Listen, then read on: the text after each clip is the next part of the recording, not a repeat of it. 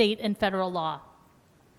To that end, may I have a motion authorizing our attorneys to sign and file a consent order or other documentation with the court indicating that Princeton will allow ICUNJ to proceed under the contract provided ICUNJ dismisses its lawsuit with prejudice and without costs or fees. So moved. Second. So it's been moved by Mr. Cohen, seconded by Ms. Fraga. All in favor? Aye. Any opposed? Okay, thank you. Are there any staff announcements? No? Okay.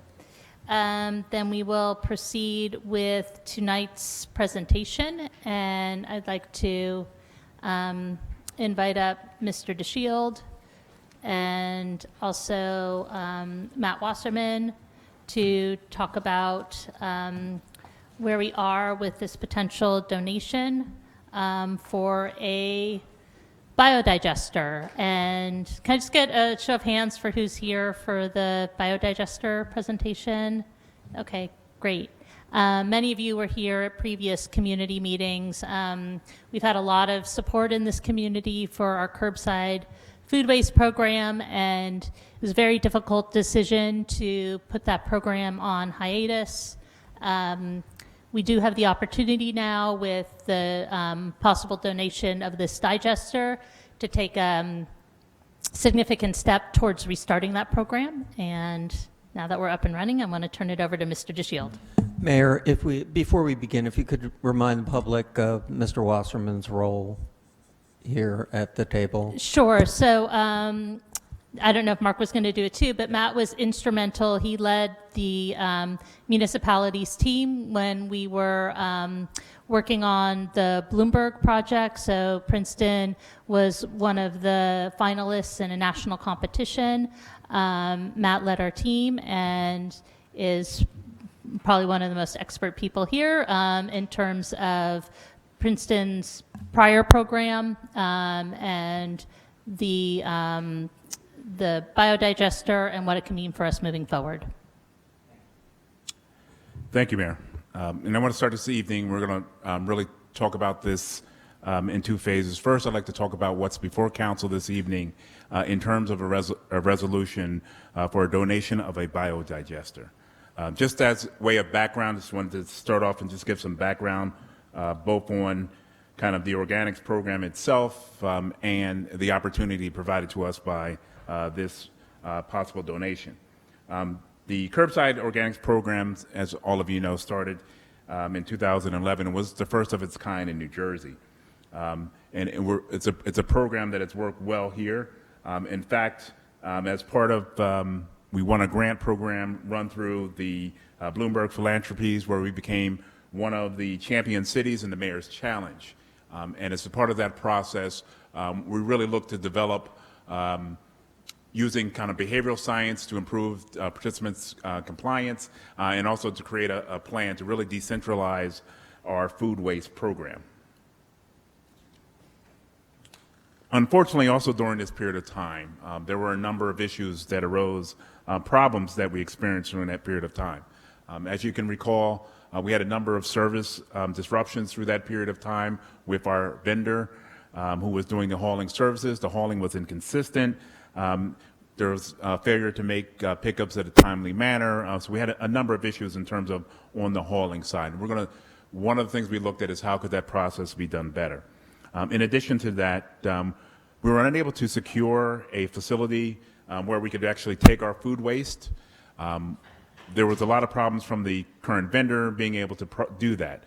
In particular, since there was not a local processor, anytime they had to kind of process this, they were traveling long distances, and at times they were unable to even find a place to do it. And some of the food waste actually went into the incinerator, which is not what we wanted to see in this program. And again, I just talked about it a little bit. There was no local options. This increased transportation costs and made the process difficult. The other thing that we experienced during this period of time was really looking at the level of contaminants within the waste itself. And that created some issues, and part of the Bloomberg process was to, how could we improve that process?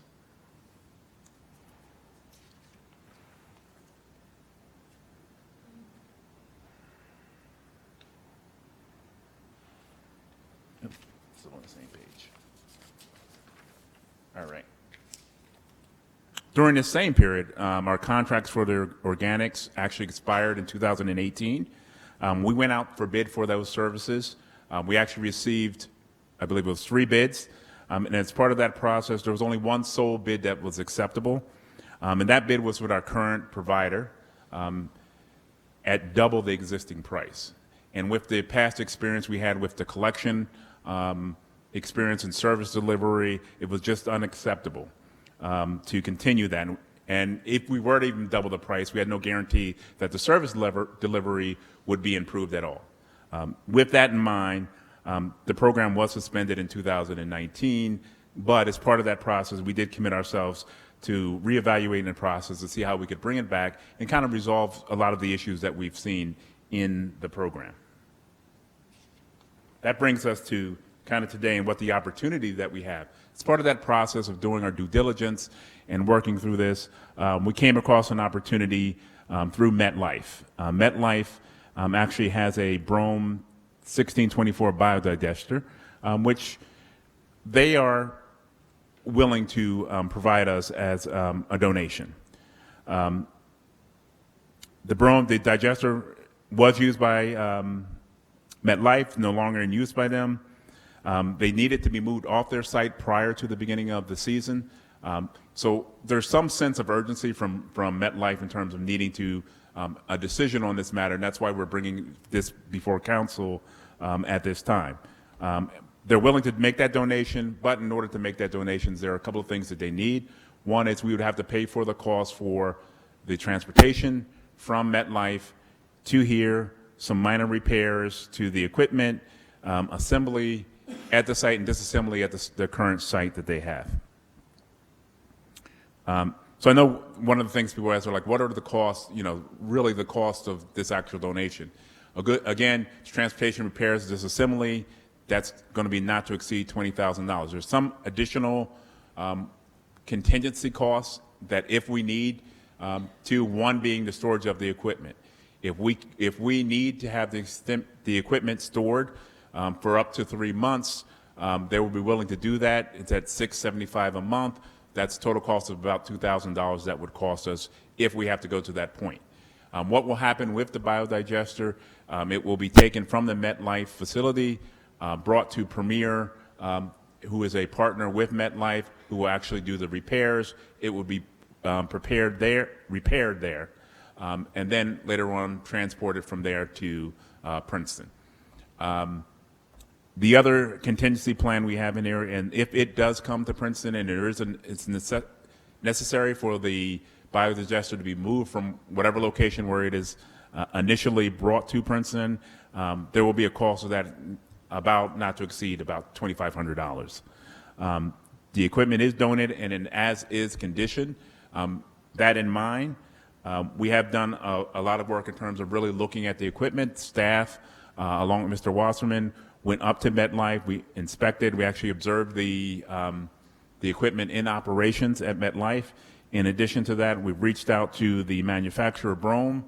We took pictures, sent to Brome, the manufacturer, to review it. In addition, we had meetings with Brome to discuss the operational and site needs. They actually prepared a report for us, giving us some details in terms of operationally and site specifications that we would need to operate this.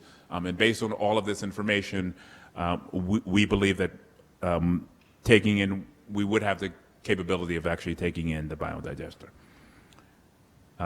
Just to give you just a little more background on the biodigester, again, it's from Brome. It will include a mixer, feeder, and conveyor. That would all be included. It was in service for 3 years, then taken out of service when there was new management at MetLife. It has been sitting idle there for 2 years once it was taken out of service. It will accept all the materials indicated in our previous program, and it's about an 18 cubic yard capacity. That's about 9 to 10 tons. When we reviewed this with the Brome representatives in terms of our capacity, it will be able to handle our existing program, and there is an ability to expand it to 24 cubic yards. This is just a picture of the equipment itself. So based on this, if council decides to accept this donation, there will be some additional steps that we will need to do. One would be, the first step is really to bring in those participants. We've been doing a lot of work with a lot of the participants in terms of keeping them informed and working through the process, bringing them in, having a community meeting in terms of, and I'll talk about a little later, some of the options we have for moving the program forward, have the repairs completed on the digester. And then we want to do is really what I'm calling clarifying the options. We're going to talk about just in a minute. There are a number of options of what do we do once we've got this piece of equipment. It is a major capital item that we wouldn't otherwise have, and it may kind of incentivize, kind of make this program work. So we want to look at what are the options we can use. And next step will be to decide on that course of action and then implement the actions. Now I want to just go back and just talk a little bit, not go back, but move on to kind of just talking in generally about the service options that we have available. Give me 1 second.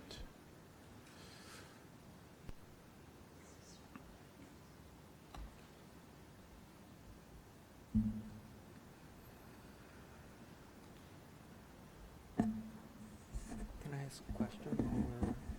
While we're getting set up, if I could ask a question. Sure.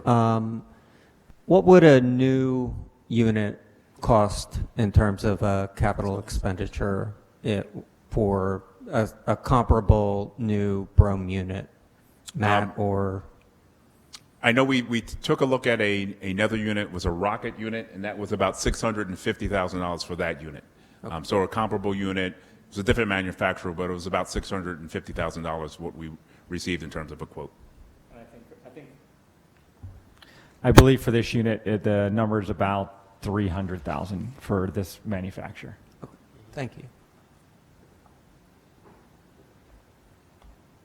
All right. Just want to move on and just give a little background when we talk about what are the options we have available if you were to accept this donation. There's been a lot of work that's been done following the, as we've gone through this whole process of the organics waste program.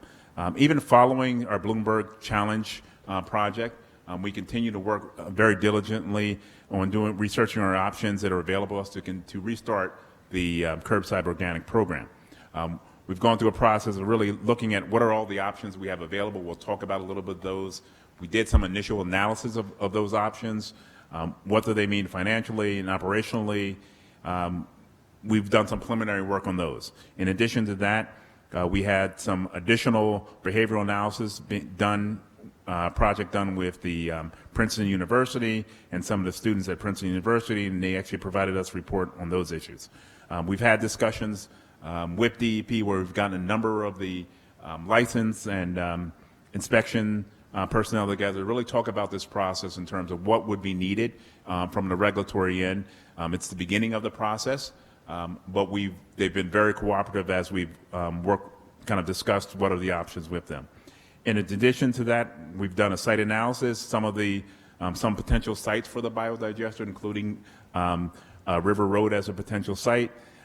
There's been a number of presentations and brainstorming exercises with both residents and participants in the program. And then also financial analysis done, and some initial ones with CFAC and some discussions about those. So exploring what are our options that we have available. Really there's two ways in which we can do this. One is the municipality to run the operations, and we're talking about hauling at this point. One of the options for the hauling operations for the municipality to run that operations.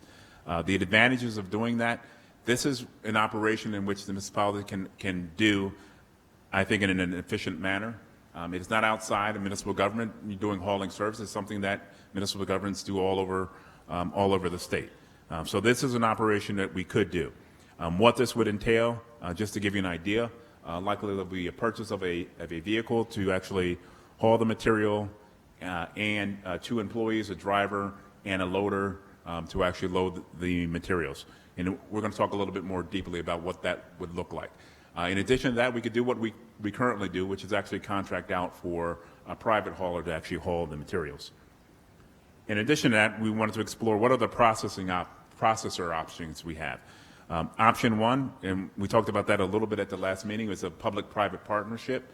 What that would entail is the town actually doing the hauling, taking it to. In order for that to work, it needs to be a local processor in which we can get our employees to actually haul the material from the curbside to a local processor.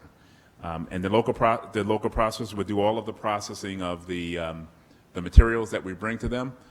That's option one. Option two would be very similar to what we do now. It's kind of the traditional approach to the removal and the hauling process, the same as we previously did. And what that would be is we would bid out for the food waste services that would include hauling and processing.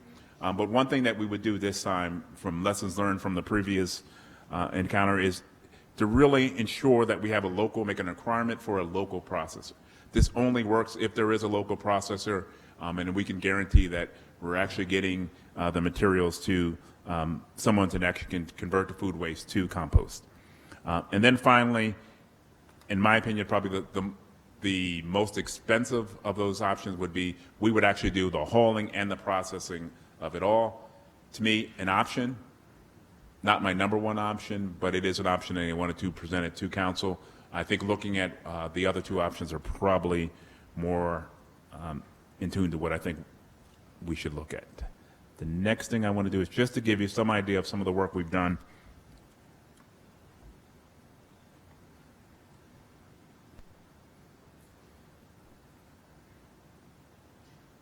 In terms of just looking at, and this is just a initial and preliminary draft. This is what was reviewed with CFACT.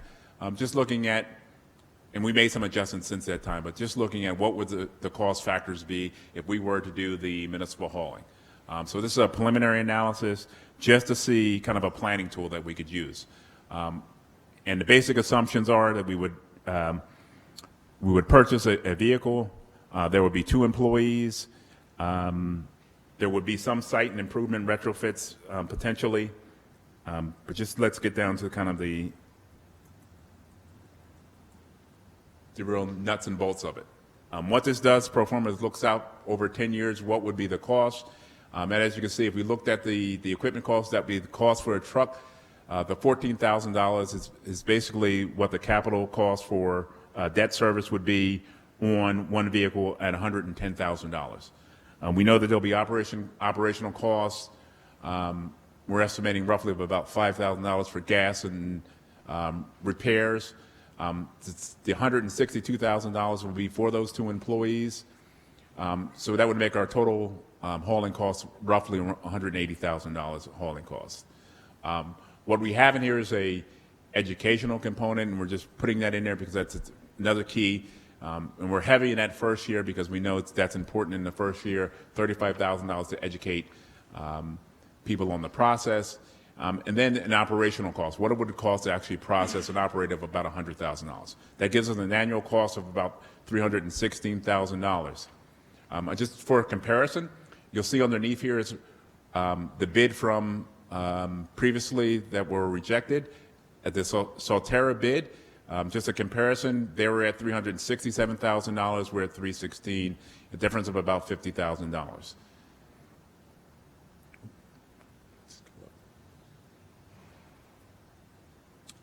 And then there's a cost adjustment for the landfill, the cost that we save for not sending it into a landfill, that's at $69,000. One of the things that we noticed as we did this pro forma, the first couple of years of this process as we grow the program, it isn't as cost effective, and the price would be higher than we would want it to be. One of the things that we looked at, we have a grant, recycling tonnage grant, which we can use to subsidize the program at least for the first 3 years of the project. And you'll see here there's a line that says adjustment for grant funding. And what we're projecting is about to cover the cost of one of the employees on that first year, and then we're kind of ratcheting it down as we go to the 3rd year. What that in end would do is, if you look at the very bottom line, the annual cost per household would be $163,000, which is about $80 for the resident in terms of residential costs, half that cost. But starting in the 3rd year, you'll see it goes back down to the cost, close to our current cost of $65 a year. And as we move out, you can see, based on this analysis, that price continues to come down as we grow the program. And again, what we will be doing as we clarify some of these options is going through that kind of scenario with each one of these options and come back to council and present those issues to you. But the real question for this evening is, one of the things I do want to talk about in the elephant in the room is we will be, council's requested to take a donation for this biodigester. It is $20,000, a cost of $20,000 to have it brought here, disassembled and repaired. So that's an investment that we would have to make. And the problem is, what if this doesn't work? What would happen with the biodigester? At this point, we will be able to recover some costs because, quite frankly, we would have the options of selling that biodigester. Our incurred cost is about $20,000. I believe we will be able to at least recover that cost through the process of selling the biodigester. So that's the option that you have in front of you. Are there any questions?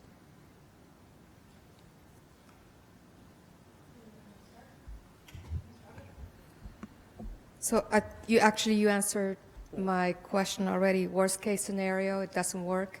Can we sell the biodigester? We're allowed. So that was my main thing, because I understand there is a sense of urgency. I know that there are other questions that we had that ideally we would have liked to explore, but given the sense of urgency and I think I look at it as an opportunity. If this is a program that already based on the public meetings that we held, I think there's obviously an interest in us having this program. It's just ultimately what is it going to cost? So I see this as an opportunity. But again, if it didn't work, things didn't work out, what do we do with the biodigester? So, just thinking of it from my investment background here, from a risk-reward perspective, there's a lot of potential reward. I'm sorry, I like to sit back. There's a lot of potential reward, and I really don't see a lot of risk. I know there's some legitimate questions that have been popping up, but like you said, I mean, the worst case, here we have this machine is being donated, right? There's the $20,000 cost. Our worst case scenario really is not that bad because we can recoup those costs if things don't go well. Our best case scenario is we have control. First of all, we have a food waste program that we've not had for months, right? So we have the potential of having control over our food waste program. There's just so much possible upside, and I don't see a lot of possible downside. So with that, I'm certainly supporting it. One thing I do want to say, and I failed to mention with Matt sitting here, one of the things that we're going to need to do in order to make this, we do need a project manager to go through these options. And one of the things that I'd like to do is re-engage Matt in terms of as the project manager as he was before as the Bloomberg, to assist us in going through this process. So there's someone, I think it's important that we have a key person that's really in charge of this and moving this forward so that we get to those answers and we make sure that we recover our investment. So we do need to make that investment up front. So the old cliche is, there are no new cliches, I know, but the cliche is never look a gift horse in the mouth. Well, we've looked this gift horse in the mouth. We've had multiple people go up. We've had conversations with the manufacturer. We know that it just needs some of the rust scraped off of it to do some of the maintenance that was deferred while it was sitting out in the parking lot and not being used.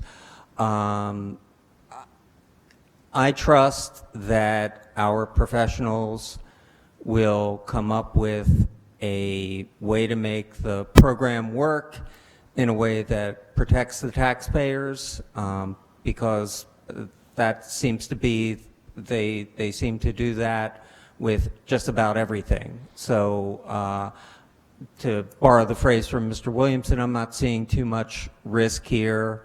I would expect that council would work with the professionals and with CFAC to mitigate any potential risk. And again, I think that we're pretty lucky in Princeton that we have the connections to make this gift happen. And I understand that there are concerns and legitimate questions, but the first piece of this is to get it out of there. They're opening their Xanadu, or what's it called now, the big mega mall that they're opening, that changes their American Dream, right? Okay. That changes their whole parking configuration, and that's the reason why they need to get this thing off their site right now. They had a change in management philosophy from leadership that was sustainable and forward-thinking and wanted that right out front of the stadium. It was at an entrance to the stadium, my understanding was, and new management came in and said, get that thing, get that eyesore out of my site. And I think that we can work through the concerns, and the worst case scenario is we put it up on eBay and see if anyone wants to buy it, right? Worst case, we get scrap metal out of it. Very worst case. Yeah, I want to come down from the 30,000 foot level that all the other council members have been talking about it so far, and ask, in that CFAC analysis, I don't remember seeing any consideration of the value of the end product. So I'm curious if I just missed it, or, are we going to be able to sell the compost to, to a farm or something like that to help offset the costs? Yeah, it's in there. There's a couple of assumptions in there. What we use is we know that a lot of the local farms are buying organic compost from Vermont Compost Company in Vermont at $100 a cubic, at $100 a cubic yard plus shipping. So we've used some assumptions anywhere between $50 to $100 a cubic yard as part of the revenue stream. Was it a as part of the separate analysis. line item, or was it just is. built into the? No, I mean, It was taken out of that version, but the one that went to CFAC, I don't know if you've seen it, at the very bottom, it did have an assumption, I think it was $50 for the revenue. But we did review it in terms $50 of per revenue. household? Yeah. no, per cubic yard. Even the one you have on top, it actually says cost of organic compost. And I think there's a number in there. Okay. It may not have been in that on the line item in your spreadsheet, but up top, about midway down in yellow, $100 per ton. Okay. What is that? Is that I thought it was here. food waste disposal operation? No. Oh, okay. I thought it was here too. Right. Yes. The third Price of number, selling the organic 50 per compost. cubic Right. Yeah, yard. there it is. At the very Oh, 50. Right. Yeah, I'm sorry. Yeah, there it is. Right. Okay, so the bottom line numbers in terms of the cost per household and all that stuff that's at the bottom of this sheet Yes. includes that. That's taken. In my analysis here, I did not include, what you see in front of you, I did not include that revenue because I was being ultra conservative. So I Okay. did not include that revenue. Okay. But the versions that CFAC has seen there are multiple versions, and they've seen them with that in there. Okay. Yeah. I'm just trying to get a sense that, yeah, it could be even better than the numbers you're presenting. Okay, I'm going to rain on everybody's parade here. I have to say, to start, that I was an early member of, the compost program, and I deeply mourn its passing every time I throw a banana peel or other produce in the garage, in the garbage. We went from producing half a bag of garbage every 2 weeks to 2 to 3. So I am 100% committed to the idea behind this, and I initially thought this was a no-brainer. And the more I dug into the details, the more concerns arose, some of which have been partially answered by the information provided, although today I don't feel like I've really had the measure of time I would have liked to look at the numbers in particular. I spent about an hour on Friday at the Princeton biodigester, asking the person who runs that a bunch of questions, and that increased my questions about this process going forward. My understanding is that these machines are actually not that simple. Gina Tald, who runs Princeton biodigester, between her and the students, she says it's the equivalent of a full-time job, and it's not a job that can be easily done by one person. For some of the tasks, you need a second person there. So what we seem to be looking at now is that we're going to take the biodigester, which I agree in and of itself, the 20 or 25,000 is not a significant amount of money. I don't really have a question, so I'm just going to pontificate for a while. Excuse me. But what comes after that, and the time that the municipality is going to put into it for something that I am not sure is going to succeed, is my concern. So we're assuming that some farm in the area will want the biodigester, will provide a home for it, which includes building a structure which may have to be heated in the winter. It will need to have access to go in and dump the compost. It will need to have access to go out to take the compost out. It will need a scale to weigh the amount of compost so we can maintain metrics. There have to be a certain amount of wood chips or other types of materials added to make sure that the material in the composter is not too soupy. The compost, once it comes out of the machine, needs to age for anywhere from 4 to 10 weeks. So we need a facility, some kind of structure. It could be a tent or something like that. It doesn't have to be a building that will keep the organic material. The farm that takes this, who then owns the produce of the composter? Is it the farm? Is it us? Who owns the biodigester? Do we give it to the farm? Do we sell it for a nominal fee to the farm? If we maintain ownership of it, what type of liability is there? I know that there have been conversations with DEP. I haven't seen the New Jersey Department of Environmental Protection. I haven't seen anything that says to me, yes, absolutely, go ahead, this is fine. I don't know if such a document exists. I would like to see something in writing. One possible farm that was discussed, looking at a map, there might be some land preservation issues. There are 2 streams there. What about runoff? Again, the Princeton biodigester supervisor talked to me. We have to have the building in which the biodigester is located has to be cleanable, so there has to be running water, and there has to be sewer, or if this is someplace where there's not sewer, then you'd have to make some other provisions for the runoff. There have to be grease traps, which have to be cleaned out. I mean, it's just so much more complicated than it seemed to me originally. And I know it seems like a really simple thing to accept something that's being given to us essentially for free. That's, a $500,000 piece of equipment.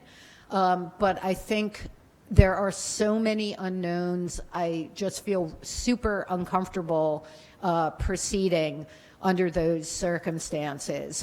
In addition, some information that I've received from other people that know so much more about composting and waste disposal indicates that a composter is not the most ecological or the best way to dispose of our food waste. And I know in the short term there's no other alternative, and that's super painful for me, and I know other people who may be very anxious to get this program started, but I'm just very reluctant to go forward under these circumstances. May I respond to that? Every point you made just now is completely legitimate, right? Tonight we have a very narrowly defined question. Do we take what's being donated to us? The worst case scenario, if the sky falls on Princeton composting, what do we lose? I mean, being that if all these projections, we find out they're really bad, what do we lose? Once we have the machine, okay, we spend about $20,000. If we find out that things just aren't going to work, as we said before, we can sell the machine somewhere. I mean, it's not like by accepting the composter, we automatically are going to, I mean, we're going to have to investigate these other issues. The problem is we have an urgent matter here. If we say no to this, right, we lose all the possible upside. If we say yes, and then after some more analysis, we find out that it's probably not a good idea, we can sell the machine. So my point is, tonight is a very narrowly defined question. Those are very legitimate points. What I'm saying, though, to me, they don't arise to the point where they should deter us from taking a donation that can possibly prevent us from having a huge capital outlay in the near future.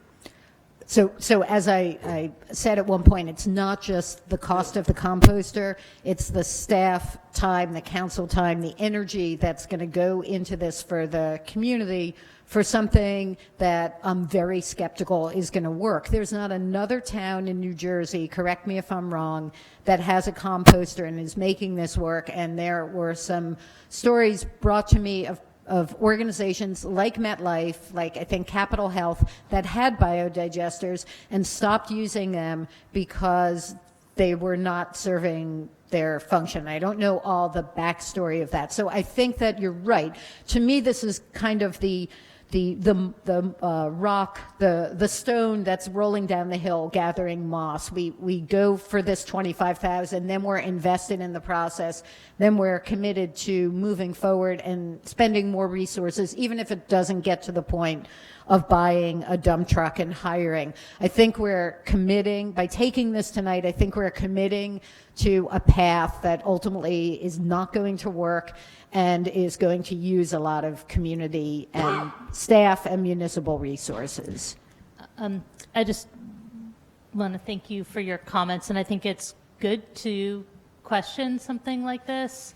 I think I just want to comment on a couple things that we learned from the Bloomberg project that we worked on.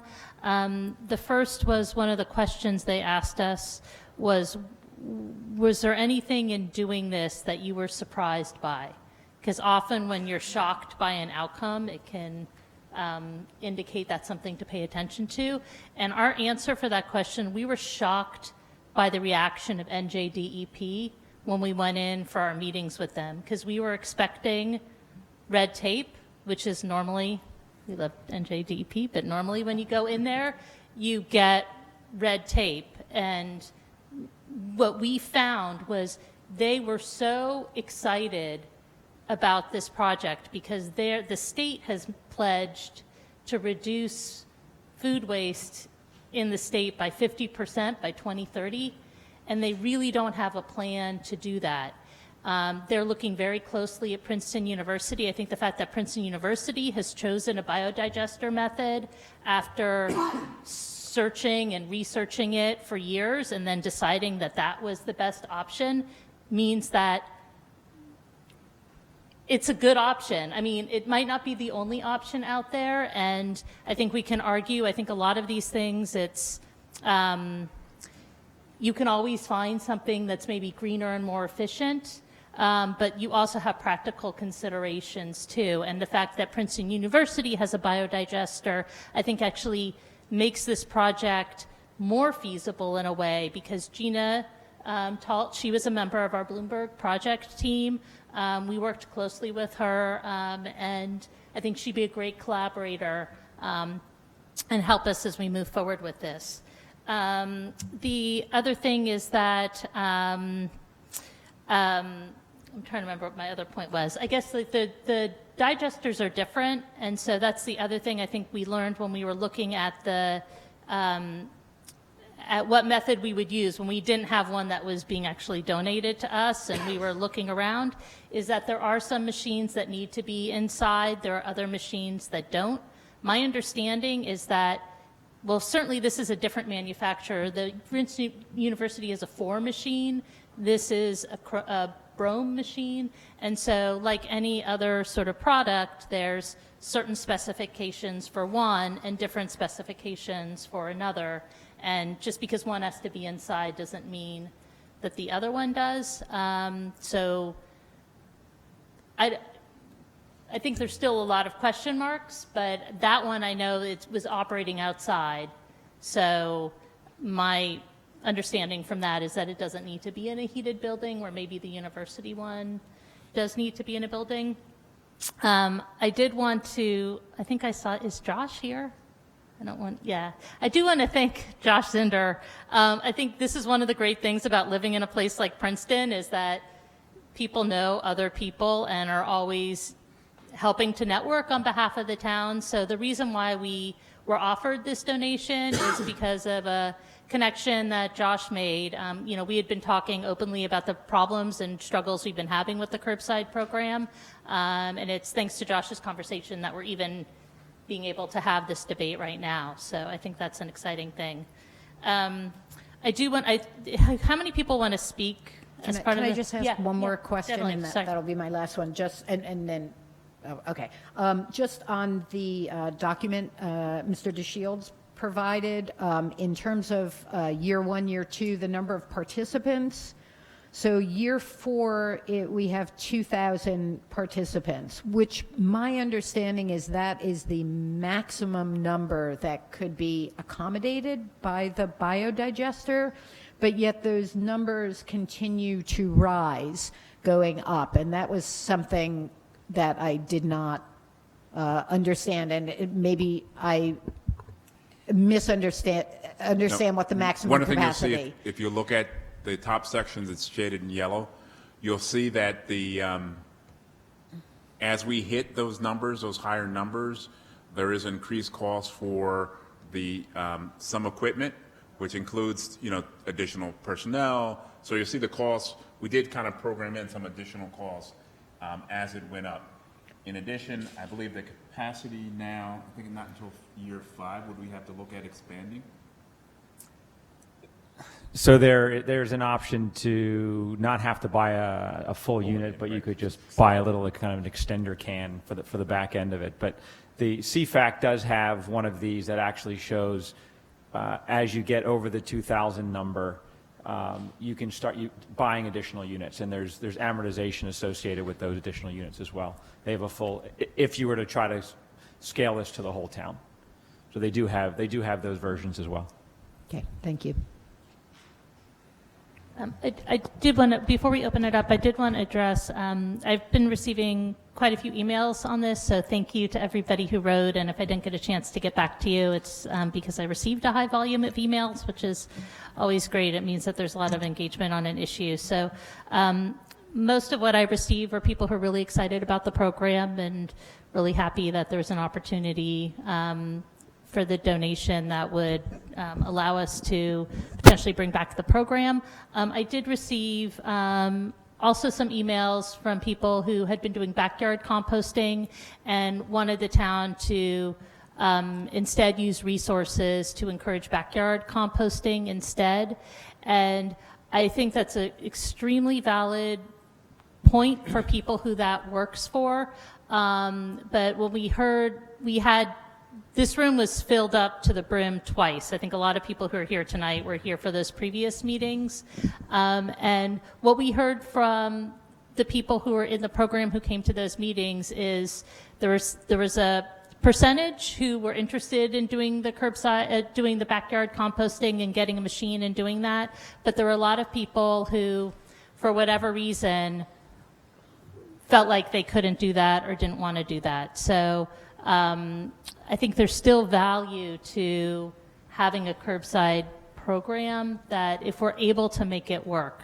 I think that if we're not able to make this work, then we scale back and we encourage people to do the backyard, and that's always an option. but it's not always something that everybody's willing to do, and I think that's part of the challenge too. How many people would like to speak to this? Okay, I invite you all up to speak just come up to the microphone and state your name and your address, and then we'll bring it back to council for a decision.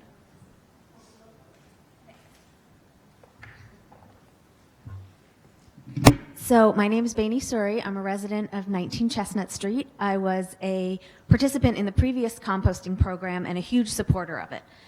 We ran a composting pilot program, and we did that at a cost to taxpayers. You had several years to see if we could get a voluntary program to work, and we could not. We learned a lot of things from running a pilot program. But one of the things that we did that was beneficial of the piloting program is we set an example for other New Jersey towns to look to us.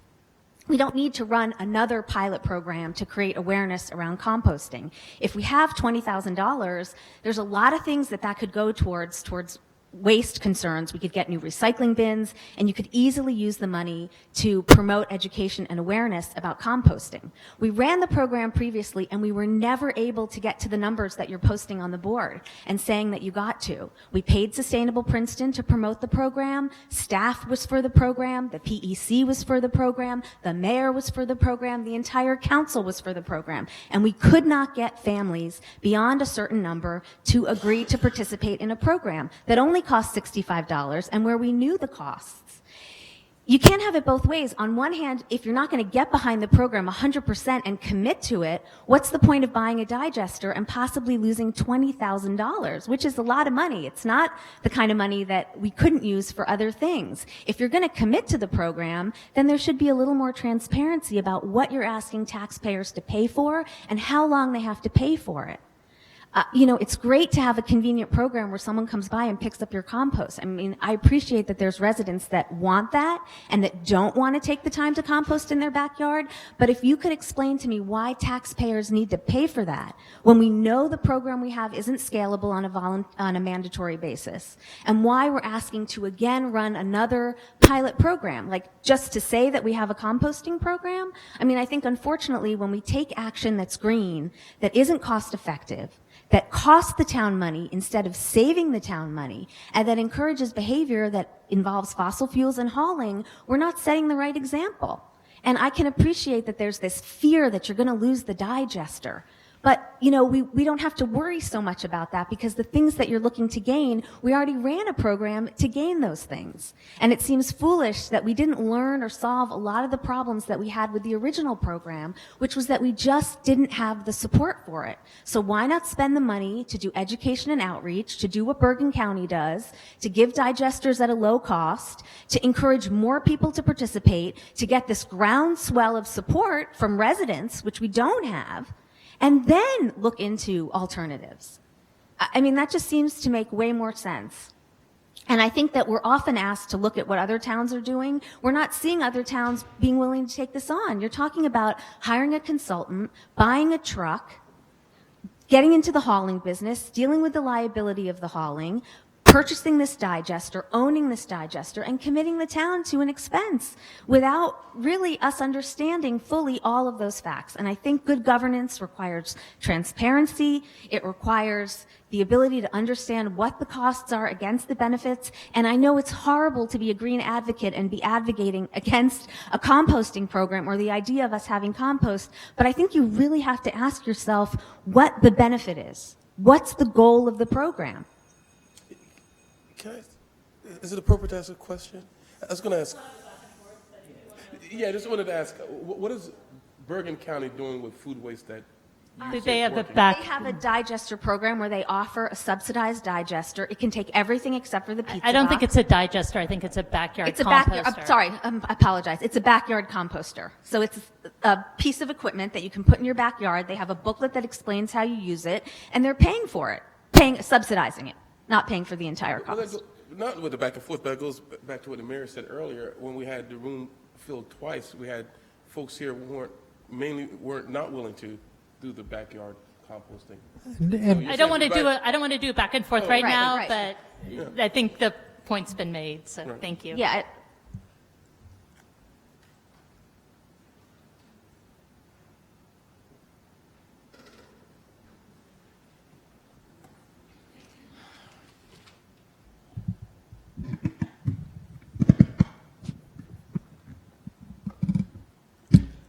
Hello, Joshua Zinder. I live at 142 Moore Street. I'm an architect here in town. I have one quick question and then sort of a statement. So I'm curious if the digester is going to be able to take compostable spoons, forks, cups, etc. I know that the Princeton University digester doesn't have that capability. It's not big enough. So I'm curious if this will. So at MetLife, they did do a test with plates and cups, and that worked.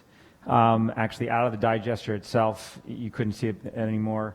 The silverware they also did, or the tableware they also did a test with, and what they found is that you could still see small pieces out of the composter, but during the curing process, which takes about another 4 weeks, they were all gone. So that was a test they did. They didn't normally take silverware because they normally didn't have the compostable stuff, but it looks like the test that they did suggests that we would be able to take compostable silverware.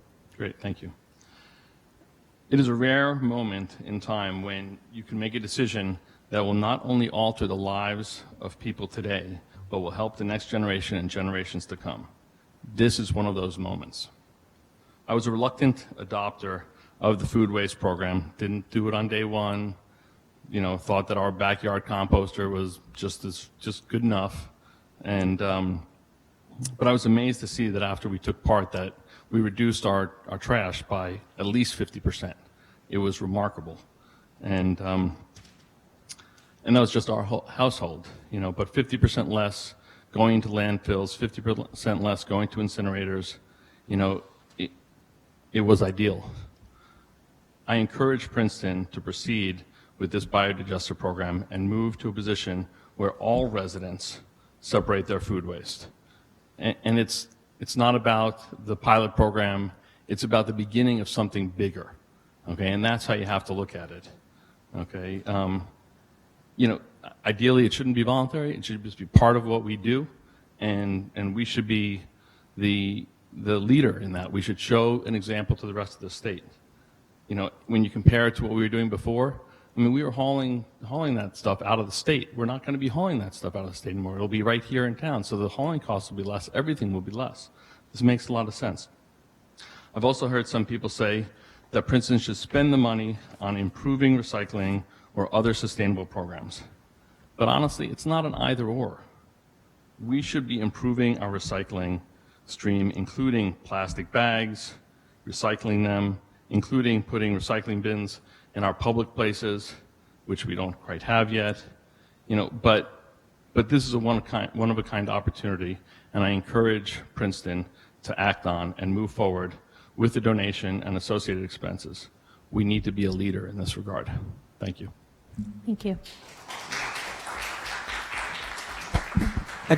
Josh, thank you for making the connection. I didn't know that it was you who made the connection with MetLife, so thank you for that.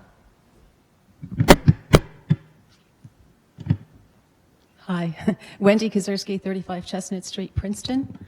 I don't have prepared remarks, but I have many questions. And my first question is, Mr. Dashiell, is the information that you presented tonight, was it available for the public to read on the municipal website in advance of tonight's meeting?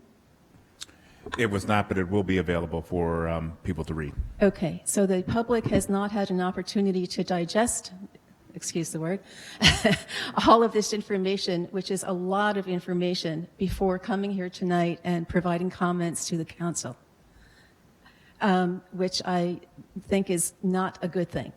I did have many prepared remarks, but after hearing the presentation, I can't really be as cogent as I would have liked to have been, so I'm just going to go along with my series of questions to some of you.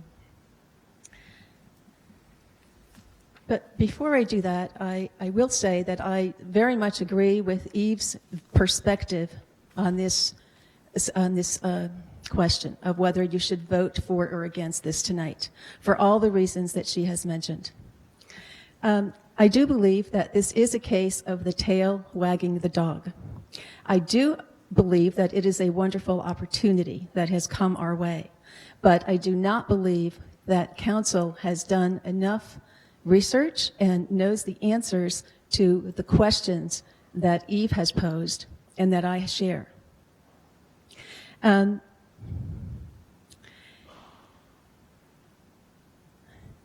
first question is, do any of you know what percentage of this town's emissions come from the methane gas that is in the food waste that this town creates? Because the point of reducing food waste is to reduce emissions, okay? So if we don't know that, that's something we should know. If we are looking at reducing emissions to address climate change, to address air quality, to address all of those big, big things, okay, then we need to be more sophisticated, I think, about how we go forward. Yes, we have this great opportunity, but does it make sense in the big picture? Okay, we have Sustainable Princeton has an inventory of what this town's emissions are. Okay, so that's point number one. Point number two, the biodigester comes at the end of what we are trying to do. Okay, what comes at the beginning is reducing the food waste. That means knowing what to buy, how much to buy, how to cook, how to save leftovers, all of those kind of, homey things that people today are too busy to do a lot of the time. But that's my point. It's like we're looking at the end of what we're trying to do, not the beginning. All right, because if we're not reducing at the beginning, then it's just going to all go in the end, and it's going to cost, more money to do what we need to do. So I'd like you to consider that. Second, I don't see a really thorough cost-benefit analysis here. I'm looking at a number that I think is $316,000 for annual operating cost. Is that, if I'm correct in that number? No. Mr. Dash, I think, finish your comments. Okay. But I think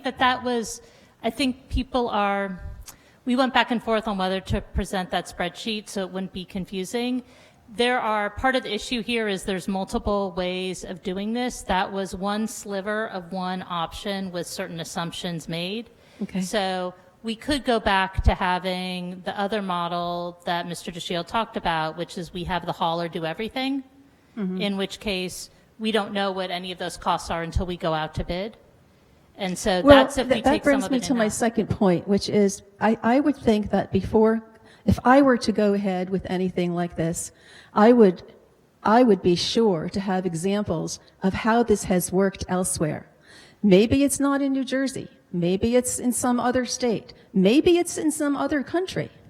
Okay, but I bet that there is a town or more out there somewhere of similar size that has used a digester. And maybe it's not the same exact one, but I think there needs to be some more due diligence done here before going forward. To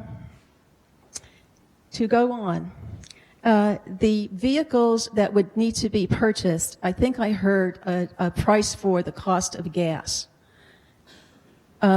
So we are supposed to be moving toward lower emissions. So why are we looking at gas? Maybe it's because there are no electric-powered vehicles to do that job. But I hope that we're looking at the least polluting type of vehicle to do the hauling. And just bear with me because I just scribbled these notes as I was listening to all of you. Cost to households. So, we were participants in the program. We paid $65 a year. And I think I heard, and please correct me if I'm wrong, that it would cost $80 per household per year to start. Is that accurate? That is correct. That's right. Okay.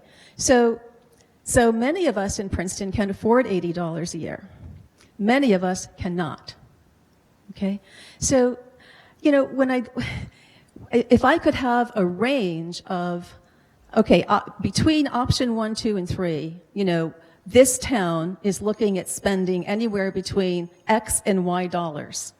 Okay? But we don't have that information.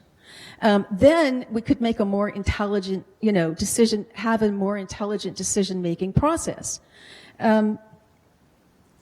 Because if we are looking at an option that's going to cost $316,000 a year plus additional costs, and we're only allotting $35,000 for education, I think that's turned around.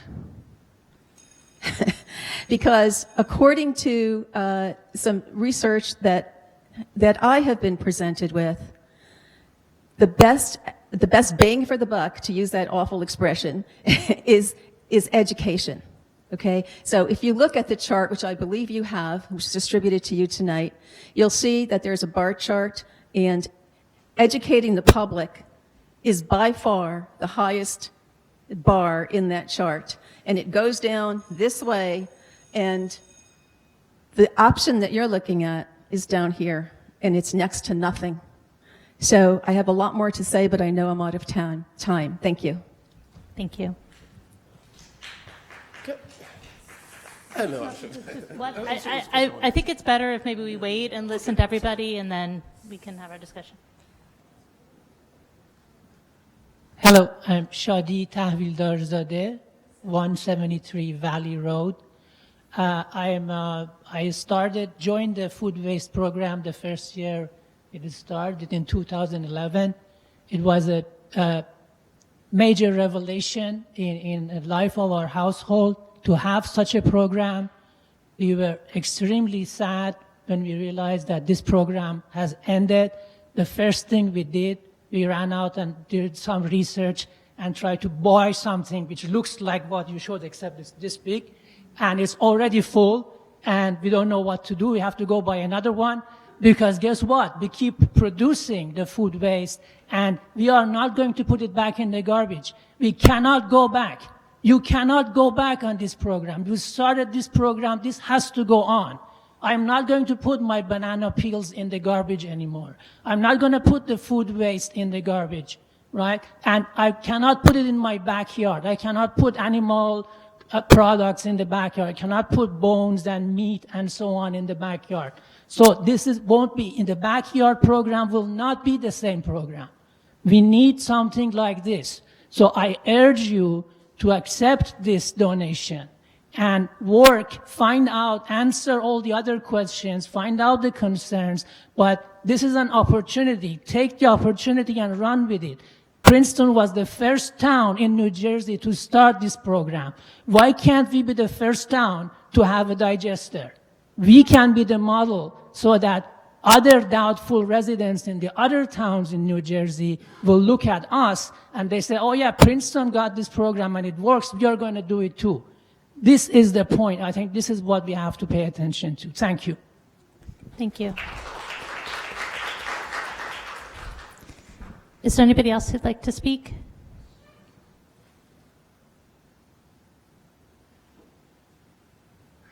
Hello, I'm John Vadney, 28.5 Wigan Street. And we participated in the program and thought it was wonderful. And like so many others, our garbage went way down. But I would just like to remind us that we are Princeton. There was a time when solar panels were poo-pooed, you know, wind power was poo-pooed. We need to be leaders. I think this is the future, and I think we should do it. Thank you.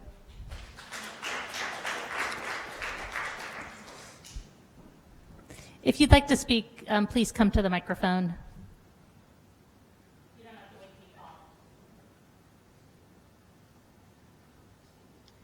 Mia Sachs, Tribune Road. I had submitted a bunch of questions to Mayor and Council earlier in the week, and many of them were answered, some of them are not. One question I have is, I think that the municipality has a lot on its plate at the moment, and I'm wondering, this seems a lot to take on, the hauling and the operation of the biodigester, and I'm wondering, was there any possibility of, I know there were a number of private entities that you've mentioned in the area who are interested in taking this on.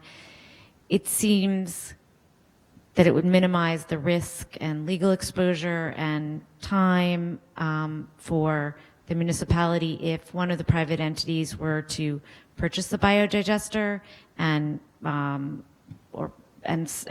start the business and come up with a business model and Is there some reason why the municipality has to be involved directly with hauling and operating the biodigester as opposed to being a client? I don't think so, but there's, we retain the option of looking at that. So, I mean, I think that one of the things we've talked about is we do the analysis and we decide that that maybe is the better option. If that's if we don't accept the biodigester ourselves, then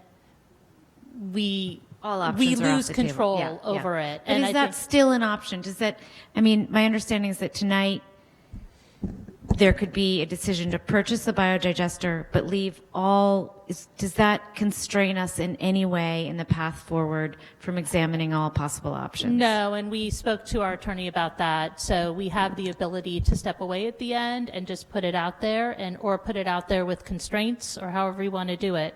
I did want to address, because it's similar to the point you were making, and now it's like escaping my head. Never mind. Keep going, and I'll spring back. Senior moment. So, I mean, apropos of that, although it may seem not directly related, I didn't see anywhere in the cost analysis the how much we estimate for legal fees, because there are a lot of decisions that need to be made here in terms of how the arrangement is made. And there is a certain amount of risk going into this, and there are a lot of decisions made about how each entity will be structured. And so I didn't see that anywhere in the cost analysis. That would probably fall under our legal retainer, so. Would fall under the... Yeah, regular legal services. So it's an annual fee we pay that covers all of our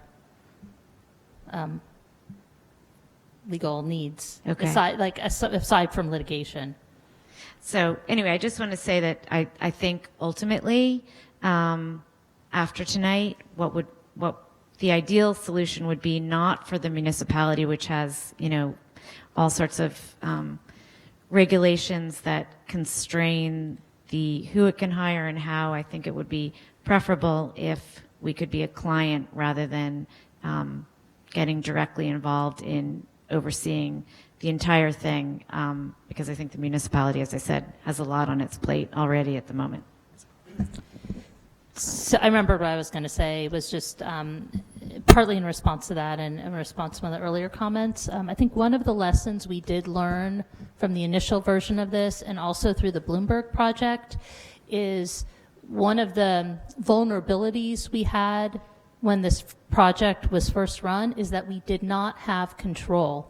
And the reason why we had to end the program is because there was not a local option, and because we were not in control of it. And so when we went out to bid, what we got back was something that more than doubled the cost of the program, and every year was going to escalate that cost to the point where after 5 years, the cost of the program was going to quadruple for the municipality, and it was no longer viable.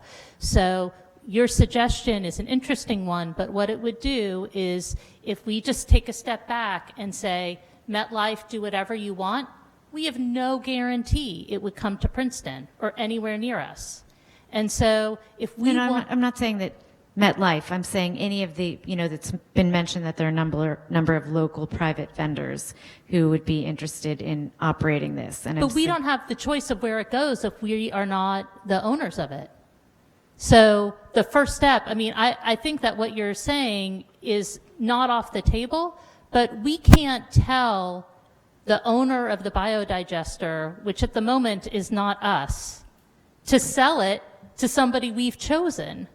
We can't do that. It's a private sale. And so if we want to determine where it ends up going, the first step to that has to be we accept this donation.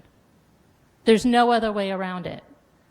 If you want to sell your car, I can't tell you to sell it to somebody in this room. It's your car. You get to decide. So I wish we had that control for everything, but we don't. I also think it would make everyone who has questions feel much more comfortable if we had some time frame put into effect in terms of all of these questions, like here in this, you know, in the fall, we're going to look into these questions and we'll resolve them by this date, and then we'll, you know, I mean, just a lot, you know, there are a lot of questions still on the table tonight, and I understand we had to rush, but it would give everyone a tremendous amount of reassurance if we could have much more that's concrete in terms of dates and plans and when decisions will be made. So. I think it's worth saying that none of those questions get asked or answered if we don't accept this gift. And we might as well just continue to send all of our solid waste to Pennsylvania and put it in a landfill or have it burned in the backyard of poor people. Thank you. Is there anybody else who'd like to speak?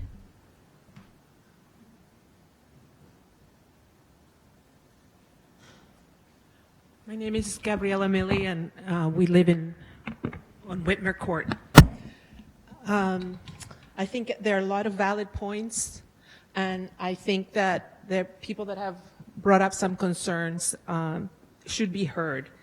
I have been involved in trying to promote recycling in the schools, and we're participants of this great program. And I think that she makes a very good point about education. It is painful for me to see every Monday the stuff that gets put on our recycling bins, and I'm sure it is for all of you who see it too. So obviously this is a key point, and we all have to work towards that. The reason why I'm speaking tonight is because I think it's really important as we look at this huge issue, which is so important to our town, and we also look at the huge issue we had with education and the big plans that we want to have for our kids. We need to keep thinking about public-private partnerships. And if we put in our heads that this is something the town is going to become responsible for, I don't think we're going to succeed. I think if we put in our heads the fact that this is something we want and we want to move forward, then we will find partners and we will find donations. And perhaps there'll be people that need to be subsidized in order to participate, or perhaps we will do something so great that we will be able to do this for others and get a lot of income. So I was delighted to get the email from our mayor telling us about this meeting tonight, and I wanted to respond and I didn't get to it, but I have been thinking about this issue of private-public partnerships for a long time with regards to the schools. And the fact that you have different constituencies, you know, not everybody in the town wants soccer fields, not everybody in the town wants music, nobody in the town wants things that a certain group wants, but in the aggregate, it benefits a lot of people. And I think with the calls that some of the speakers are saying, if we think about it fiscally responsibly, that the town is not going to take all of the effort, that we are going to find other participants, I think this is something we should go forward with. But having all the answers. If you make very good questions, you have very good points. So I can see the anxiousness with not having all the certainty, but this is very important. Thank you.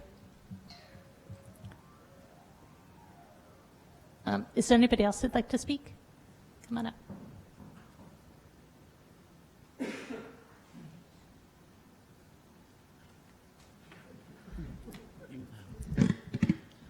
Hi, my name is Adrian Sarisol. I live at 98 Olin Lane. This is the first time I'm here listening to all this. I was just here to listen to my mom at the bikes committee stuff. So I was not prepared to do any of this, so I just came up with it now. So if the town does get it, the composter machine, and you realize it doesn't work, or it works, but you're not able to do it, and it's just too much, the cost is too much, you can just sell it.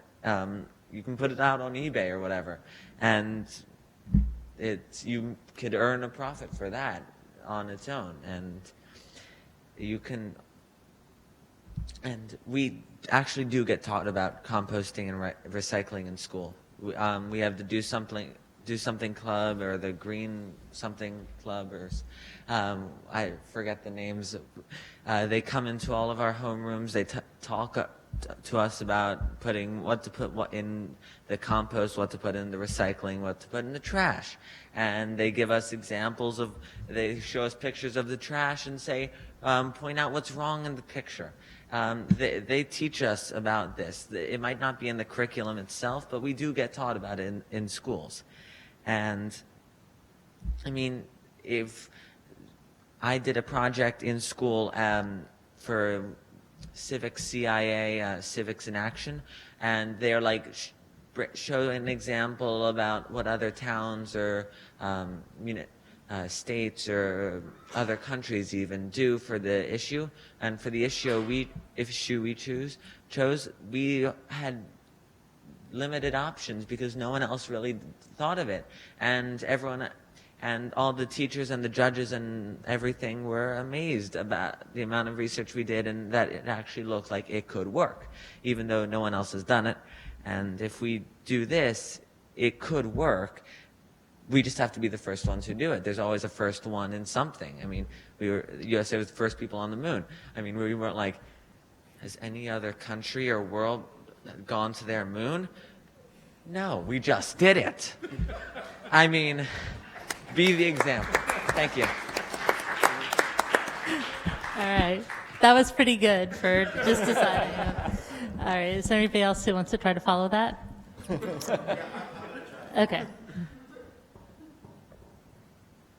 I'm Seth Millman. I live 113 Adams Drive. First question is, can Princeton afford to blow 20 grand? Let's just say the whole thing goes totally down the tubes. Then what happens to the 20,000? How does that work? Can anybody answer that? Yeah, I mean, we don't like to throw away money, but it's not. We have a $65 million budget. Okay, so this is 20 grand out of that. Going back to the eBay scenario, is there anybody else interested in buying it? Why are they giving it to us? And I'm for this program, by the way. But why are they giving it to us when they could sell it to somebody else for, let's say, $50,000? Is there an answer to that? Josh Sender knows a guy. I think they take a You know tax a guy? write-off. Okay. They're taking a tax write-off. Okay, they're taking a tax. That's fine too. But my question is this: do we know that we could get our $20,000 back? Do we feel pretty confident that we can? Because there are times when you can sell something on eBay, and you know what? You don't get a single bid. It just doesn't happen, and it sits at your house, and you end up giving it away. Okay, so my question is, do we know that there's good interest in possibly selling it to someone else if we don't do anything with it? So I don't know if Mark wants to answer this. I mean, we've been focused on other pieces of this, not on selling it. I don't think the town can go onto eBay and probably sell it. I'm not expecting to go to eBay. There's interest. I mean, I would say that we know that there's interest from the Bloomberg project. It's not like this is an idea that just sprung from the sky yesterday. Right. We've been working on it for a couple of years now. Right. Asking slightly different questions because the scenario was different.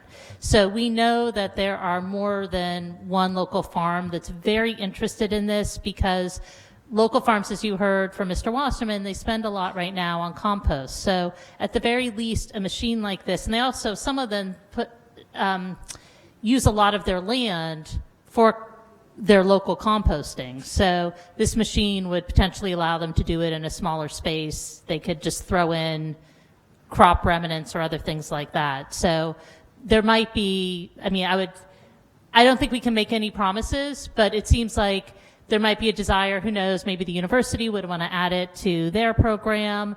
There might be schools who would want it, I don't know. But it seems like at the very least we could we have space for it, and we would cross that road. I think that might be one of the things we need to look at, but I Right, don't but think it's worth nothing. My question is, does this gentleman or anybody up here get the general sense that, you know what, if we're stuck with this thing, we can at least get rid of it for 10,000, or we can get rid of it for 50? Is that the general sense of what people have? I think generally not? we believe we will be able to recover it, the cost. And again, that's no guarantee. Right. But generally, if nothing else, just for the materials itself. Right. We all the time do auctions of municipal property. Very rarely, particularly if there's a commodity involved, that we don't get someone to bid on it. Right. So I'm just getting the sense of, if you're stuck with it, can we recoup some of the money? And if so, then it seems like a worthwhile investment to me. You know, it seems like, yes, you're given something, as long as you can, in a sense, recoup something. If nothing works out, then you give it a shot and you be a leader like these other people have said. I think it seems right to me. As long as we feel pretty confident there's some value in the machine, even if not to us, but to somebody else. Thank you. Thank you. Is there anybody else who'd like to speak? Okay. And is there anybody else who'd like to speak after that? Okay, Jerry Tannenbaum, 430 Ewing Street. I think it's a very good idea. Can you start again? And Jerry Tannenbaum, 430 Ewing Street. I think it's a good idea. I miss the program very much. It sounds like a great opportunity to try something new. It could be the start of something else besides that, like the beginning of us understanding a way of handling this composting ourselves. But I think Eve raised some very good questions, and I certainly hope that they're explored, especially with runoff and extra storage and whatnot. I think those were very good points. So it seems to me that it would be a good opportunity to accept this gift and to move on from there. And I agree also, education for the community is always important. Knowing what to put in and not knowing what not to put in would be really crucial. So thank you for your efforts.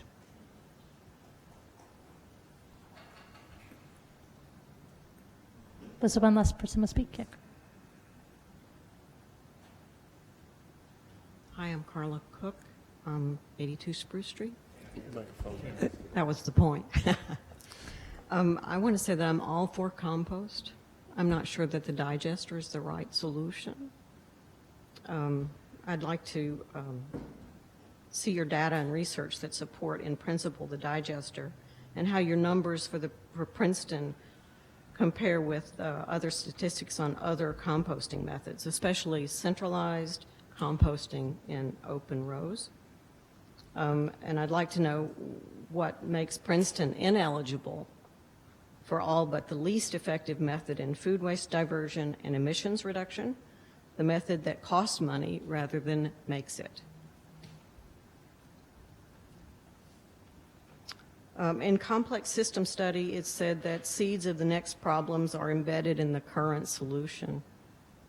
We see this in hindsight with the former composting program in so far unsolved problems: no reduction at the source, contamination, stubbornly low participation rates, and resistance of residents being charged extra for composting and less for not, and inconvenience of multiple pickup days between trash, recycling, and compost.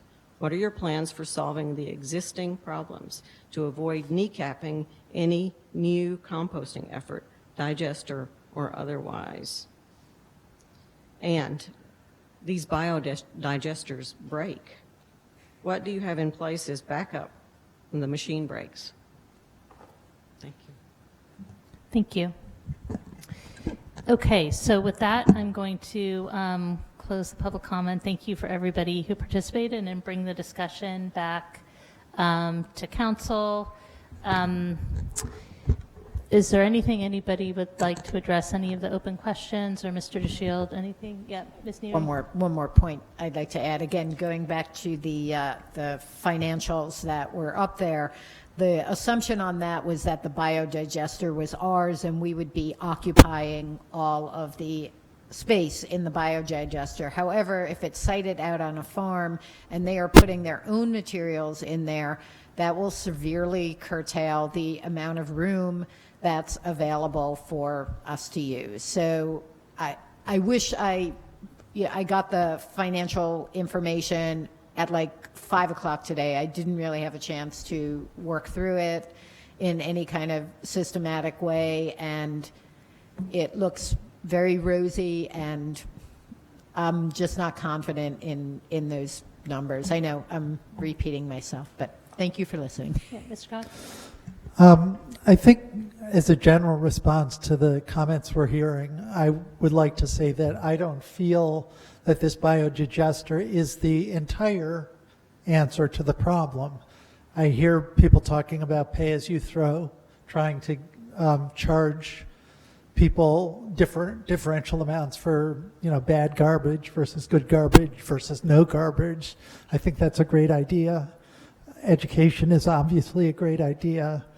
One of the things we've talked about in our previous meetings is having distributed collection centers around the town, possibly as an interim solution, but I think it's also a great long-term solution for renters who can't have their own curbside pickup, or for people who will have trouble affording the annual fee, which was another concern that Wendy brought up. So I think that what we really want to do is a hybrid solution that addresses these concerns that members of the community have raised, but I don't think any of those disqualifies having the digester as part of the solution. And then the second comment that I have, which is to address Eve's and other concerns, is simply that I think it's really important for us as a council to be very conscious that what we're approving is just accepting the gift, and that we have to be ready to cut the program off if, as we get the answers to these questions that people are asking, we find that the program really isn't viable. We can't be led down, the primrose path and keep sinking more money and time and effort into the solution if it's not going to work out. So I just want us all to be ready to change course if the evidence pushes us in that direction. Mr. Quinn? Sure. I think that, first of all, the one thing that I was surprised by was that we twice filled this room with participants in the program who were interested in the composting program going forward. And there was a time when no towns in New Jersey had curbside compost, and Princeton was the first. At its height, there were 900 participants in the program, as reported at the Public Works Committee. That was about 24 tons, just under 24 tons of food waste that was not going into a landfill in Pennsylvania. I think there are a lot of concerns about education and about what we can do at the beginning of the process in terms of purchasing and what kind of foods people buy, and that's really, we're dealing with the end piece here. We're in the hauling and the carting and disposing, and in the education business secondarily. I want to address people who said we haven't done due diligence. This was brought to the Public Works Committee in February. It certainly wasn't a surprise to anyone who attended the 2 public sessions that we had with participants that this was a possibility. It took us this much time to make sure that this unit was in good shape and that we had a system to minimize the impact on taxpayers. $20,000, that's 0.03% of the municipal budget. And I I'm fairly confident that we could recoup $20,000 if we decided not to go forward. Lots of really good questions asked tonight, and as I said after Ms. Sachs spoke, we don't get the chance to answer those questions or even ask them again immediately if we don't accept this gift. I think we're very fortunate to have this. I think that we really need to look at whether at the hauling piece of it, because right now, I don't know about you guys, but our trash hauling is not superb done by a private contractor right now.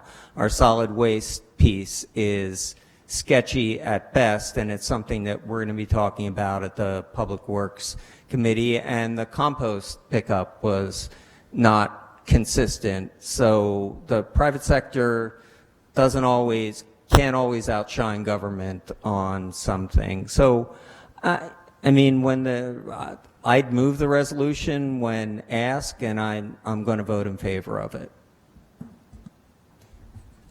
So as Councilman Cohen pointed out, for me, what I see tonight is just the issue we're voting on whether to accept this donation or not.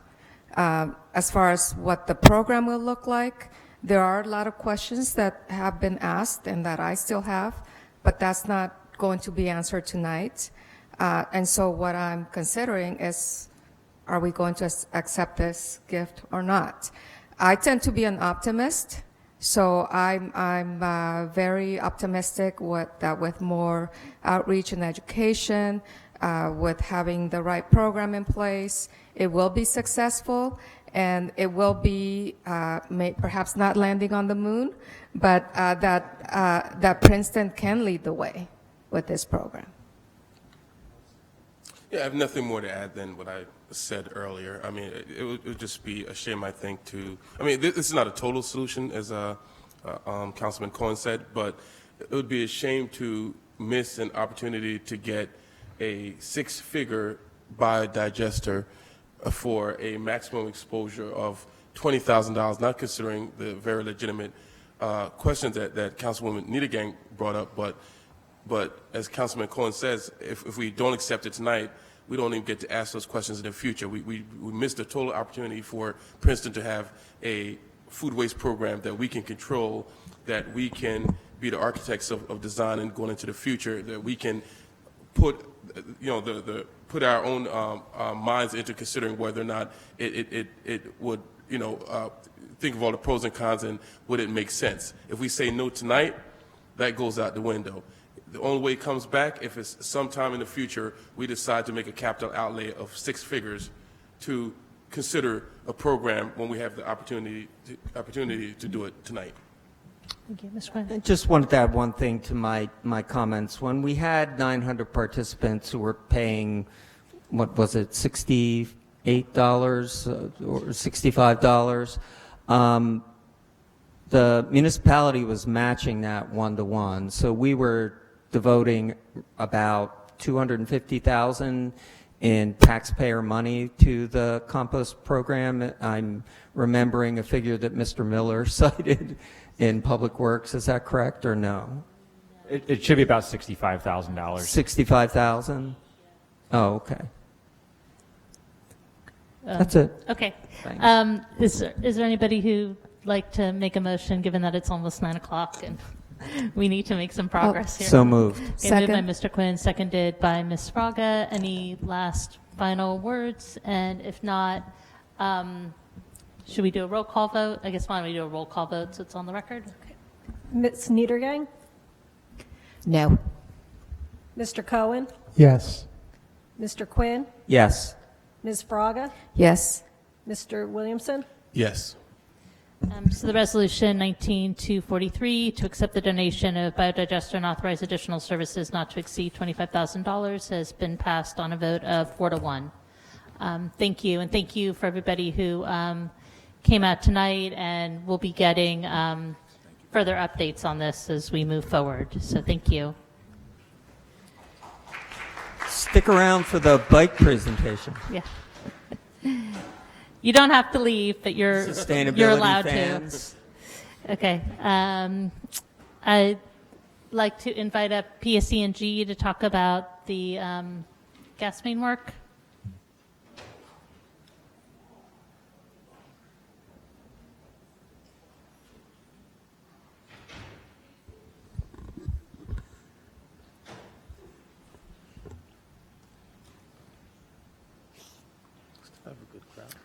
Just going to introduce, we have Kelly Sutter-Roy with PSE&G to present on the gas service modernization program that they have been working on for about the past 3 years in Princeton. We're in the second phase of it right now, and Kelly's going to give you an update and then also talk about the two key remaining pieces of the project on Harrison Street as well as on Princeton-Kingston Road. Good evening, Mayor and council members. My name is Kelly Sutter. I'm with PSE&G Gas Construction. I am the project manager for the work that Deanna just explained. We did start at the end of April. The overall project is approximately 8 miles of work throughout the town of Princeton.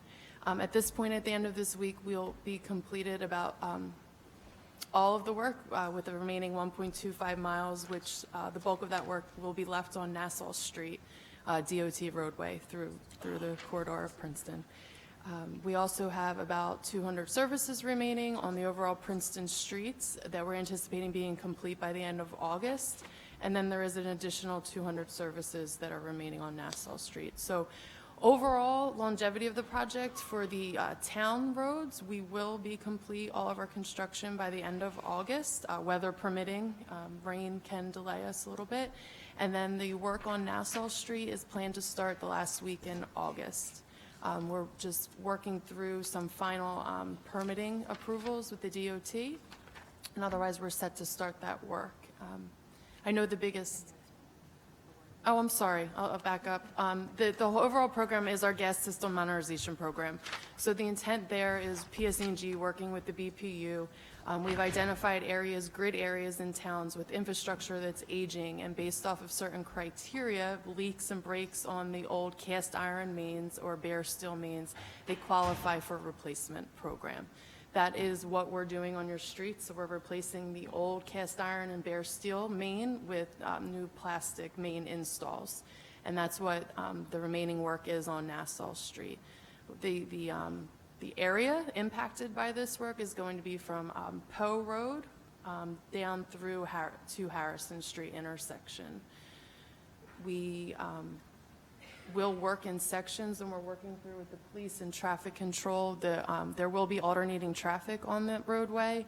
Nothing will be shut down right now unless something demands that through safety, and we'll work through that on a daily basis with the police once that portion of the project commences. Yeah, so right now what our plan is, working with local PD and the state, because of the traffic flow and concerns during the day, our intent right now is to install the main during nighttime hours, and then we would do services during the day. The driver there is that the main install is a longer work zone, impacting more traffic flow. So if we do that during the night, we believe we can limit the daytime impact to the traffic. The daytime work would be contained to services only to businesses and residents that need scheduled appointments, that need to be worked through with the availability of business owners and residents to have a downtime of about 2 hours for each one of those appointments. When we work that type of work during the day, we have a shorter work zone. We can only work about 2 to 3 services a day. So it tightens up the area impacted for traffic control. So that our intent would work that between the hours of 9 to 3. For the day work, and then our hours at night would be the normal DOT approved hours of 8 p.m. till 5 a.m. We have to be off the road. The work is quite loud. Is that accurate? Yes. Yes. We have a lot of equipment and machinery in order to, break the roads open, to get the depth, to get the pipe installed. We do, understand and appreciate what the residents have been going through to get this work done. And how long do you plan to be on each block where it's going to be loud at night? We're anticipating about 6 to 8 weeks for the overall project. The actual Main install, we have to do in segments, and we have to do main install and services before we can move on to the next segment. So it is going to be an overall impact to about 6 to 8 weeks of night work for the residents. Okay. Do you want our blessing, or you're just telling us? Can you talk about the sort of notification you give to neighbors, especially I'm concerned about the Nassau-Harrison intersection. There's quite a number of condos that are close to the road, and people need to get their sleep. So what's your notification So our process? notification, we have a dedicated outreach specialist team that handles our notifications. So we have been through the iterations of this throughout the project. So like with Nassau Street, the entire stretch, we did provide door hangers at the beginning of the project, which give a detailed explanation of what the project is, why we're here, what we're here doing. We provide a number for them to contact us ahead of time with any questions. So coming up on this job about 2 weeks out, we are actually going to send letters out, the same literature that was handed out originally at the beginning of the project. We're going to be mailing them out to all the business and residents. And the businesses we actually will personally visit, not only our outreach specialists about 2 weeks out from the project, but then my supervisors on the jobs and the foremans on the jobs that handle the appointments and work with the customers. They will be talking with them at least 1 to 2 weeks ahead of us even being in front of their properties and scheduling appointments. And then throughout the duration of the project, we utilize reverse 911 calls to update residents to let them know when we'll actually be working in front of their block in their area. So there is numerous amounts of outreach that we do in terms of physical notifications, in terms of phone type notifications, and then just our presence on the street and the areas. We have a lot of opportunity to knock on the businesses, to prepare them as much as possible to understand what's going to work for their schedules. That's our main goal, is to make this work within as much as possible and safety of everyone's schedules. Does that Thank answer you. your okay? Sure. Yeah, it's just that interrelated, you're swapping out meters throughout town. And, Correct. And that notification did not go as planned, at least not in my neighborhood. A lot of complaints about lack of advance notice and people given sort of be here tomorrow. Anyway, I don't want to conflate the two. It's more important, frankly, to get it right on this Nassau Street piece, especially the closer you get to town, the houses are closer to the road, and especially if it's going to be night work. So nothing you can do is too much. No, understood. And I apologize for that experience, and we can talk through it and fix anything. I can get some more information and make some corrections to, what you're referencing, what happened. Thank you. Okay. Okay, thank you. And just the last piece, I don't know, just to let everybody know, we worked towards phase 1 of paving. We are going to work with local police. We've been working with Deanna and the university.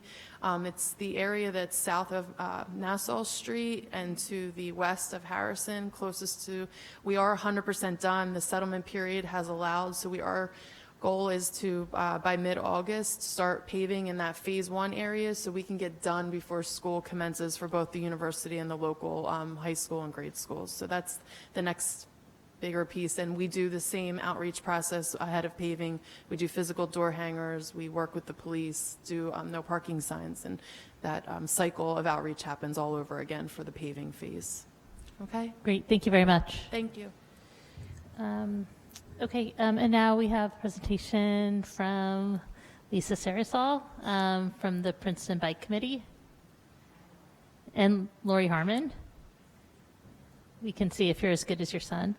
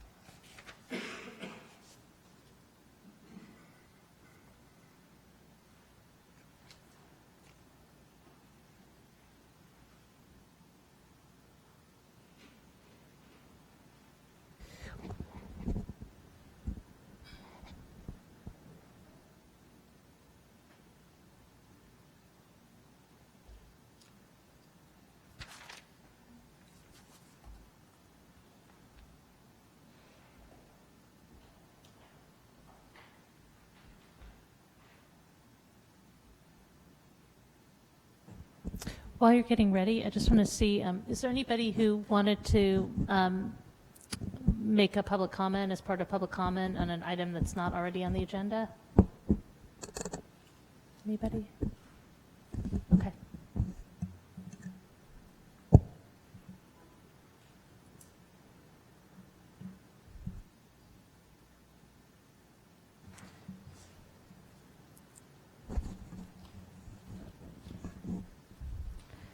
And while we're waiting, should we start with some reports to give you a little extra time?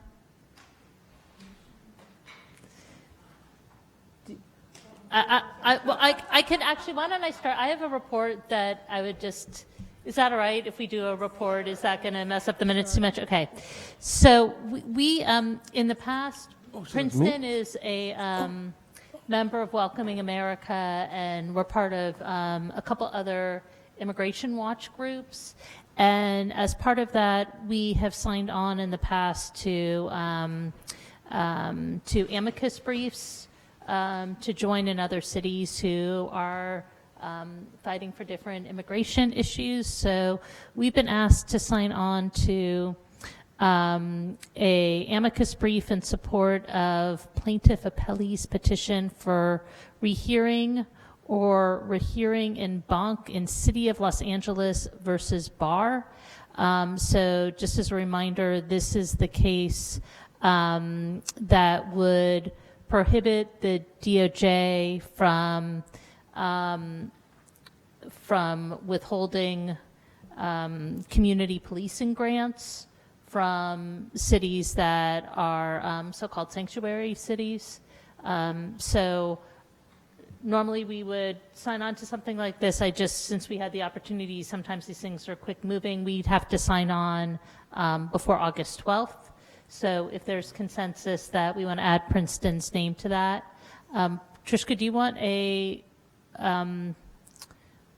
motion on that, or is the consensus of the council? I think either consensus or a motion. I think Okay. we've done it both ways in the past. Okay, well, there's I can see everyone's head nodding, so there's a consensus of council That's fine. for us to sign on. Yeah, Okay, that'll thank be you. reflected in the minutes, so that's sufficient.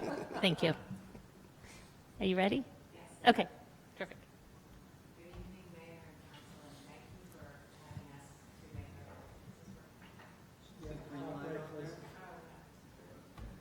There. Thank you for inviting us to make this presentation.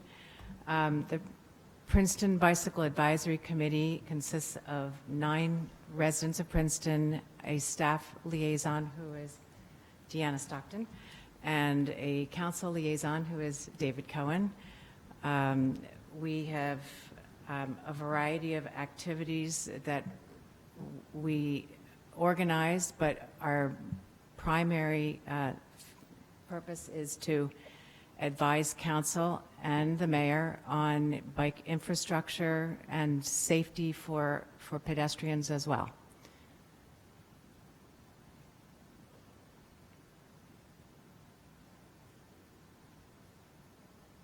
So tonight we're going to go over the various awards that the town and our municipality, our schools, and some businesses have already received in terms of bike activity. The current projects that we have, the near-term, high-impact, low-cost projects we'd like to start on, and the future bike infrastructure projects that we see are critical to implementing the bike master plan.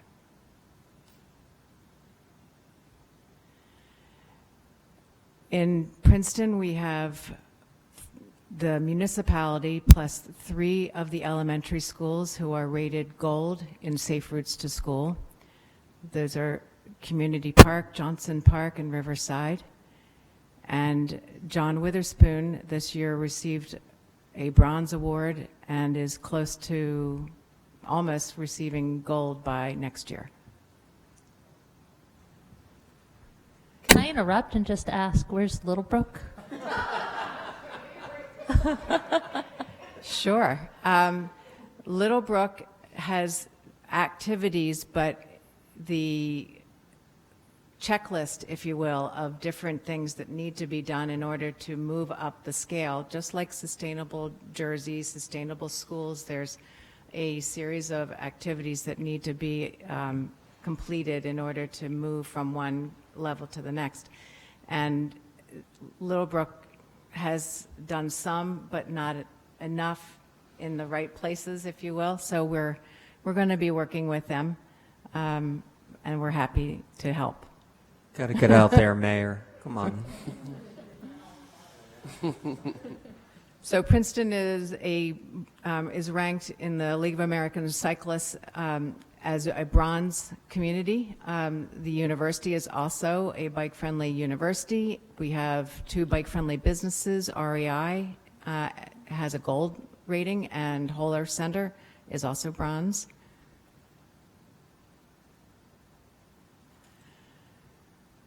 In our current activities, you'll probably have seen on Elm Road in the last month, the county, because this is Route 604, repaved Elm Road from approximately Stockton Street to Rosedale and installed a bike lane on the northbound side.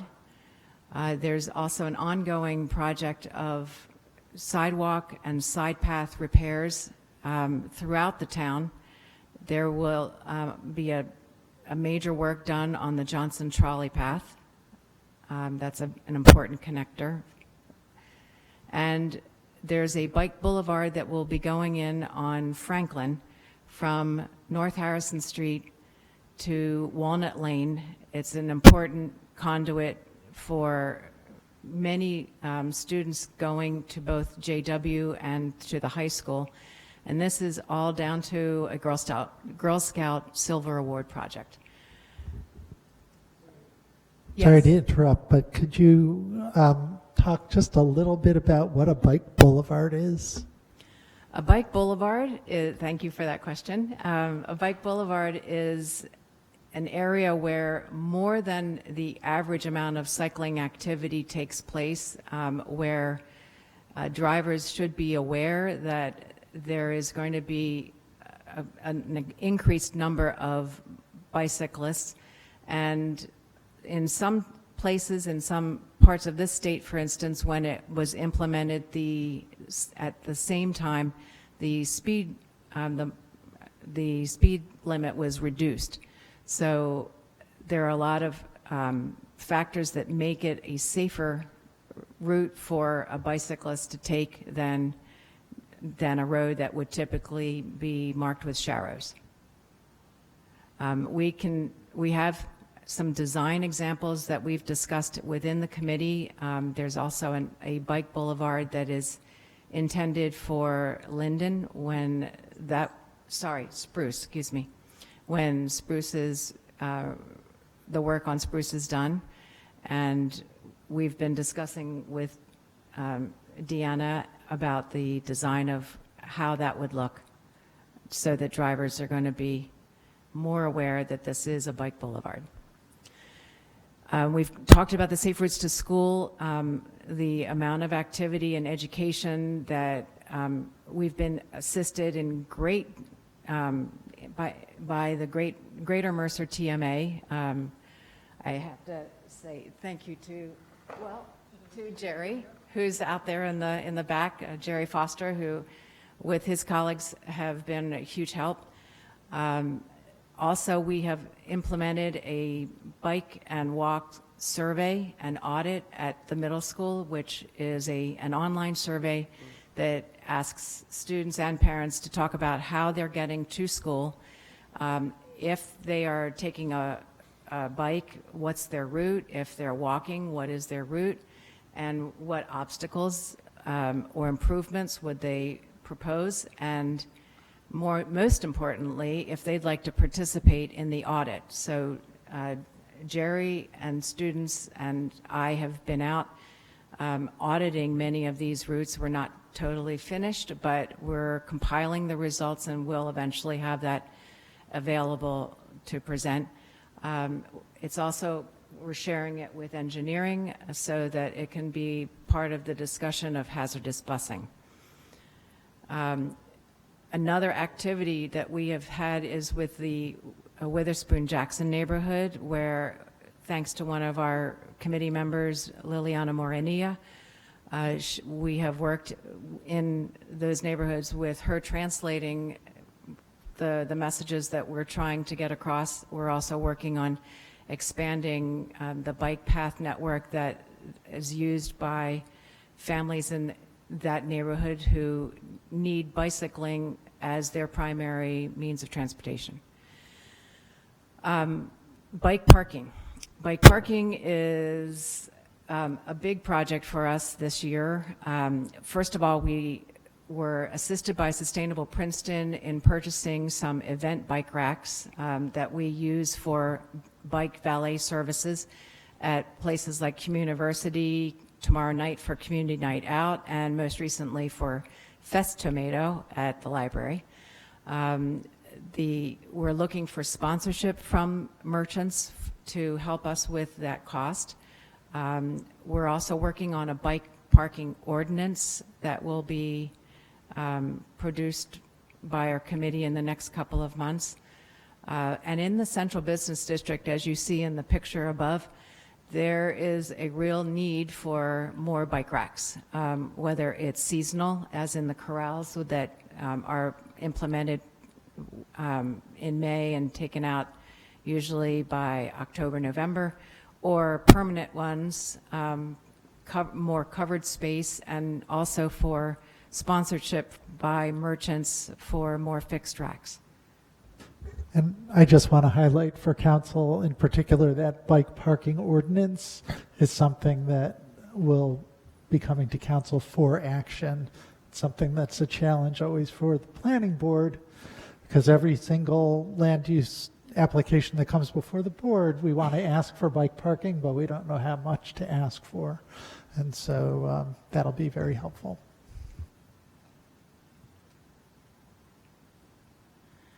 Some of the high-impact, low-cost projects are the bike map, which has started in 2014.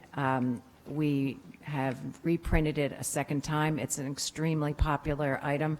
I know for a fact that in the bike shops, they're always asking for more copies, at Whole Earth as well. And I've spoken to the designer, who is pleased to be part of a redesign of, or an update of the map. We have a lot of additions to make to the map. The printing is not something that he will take care of. He does not do printing. But we've been able to solve that in the past, and I'm sure we can solve it again. Wayfinding signage, as we understood from our last meeting, there's an overall signing committee effort, or maybe it's not an official committee, but it's an effort that we'd like to be part of, because whether it's for bike routes or if it's just assisting cyclists and pedestrians in knowing what's the best way, the safest route, we'd like to be part of that. And then there's the Lawrence Hopewell Trail, where just adjacent to us, there are 20 plus miles of trail network.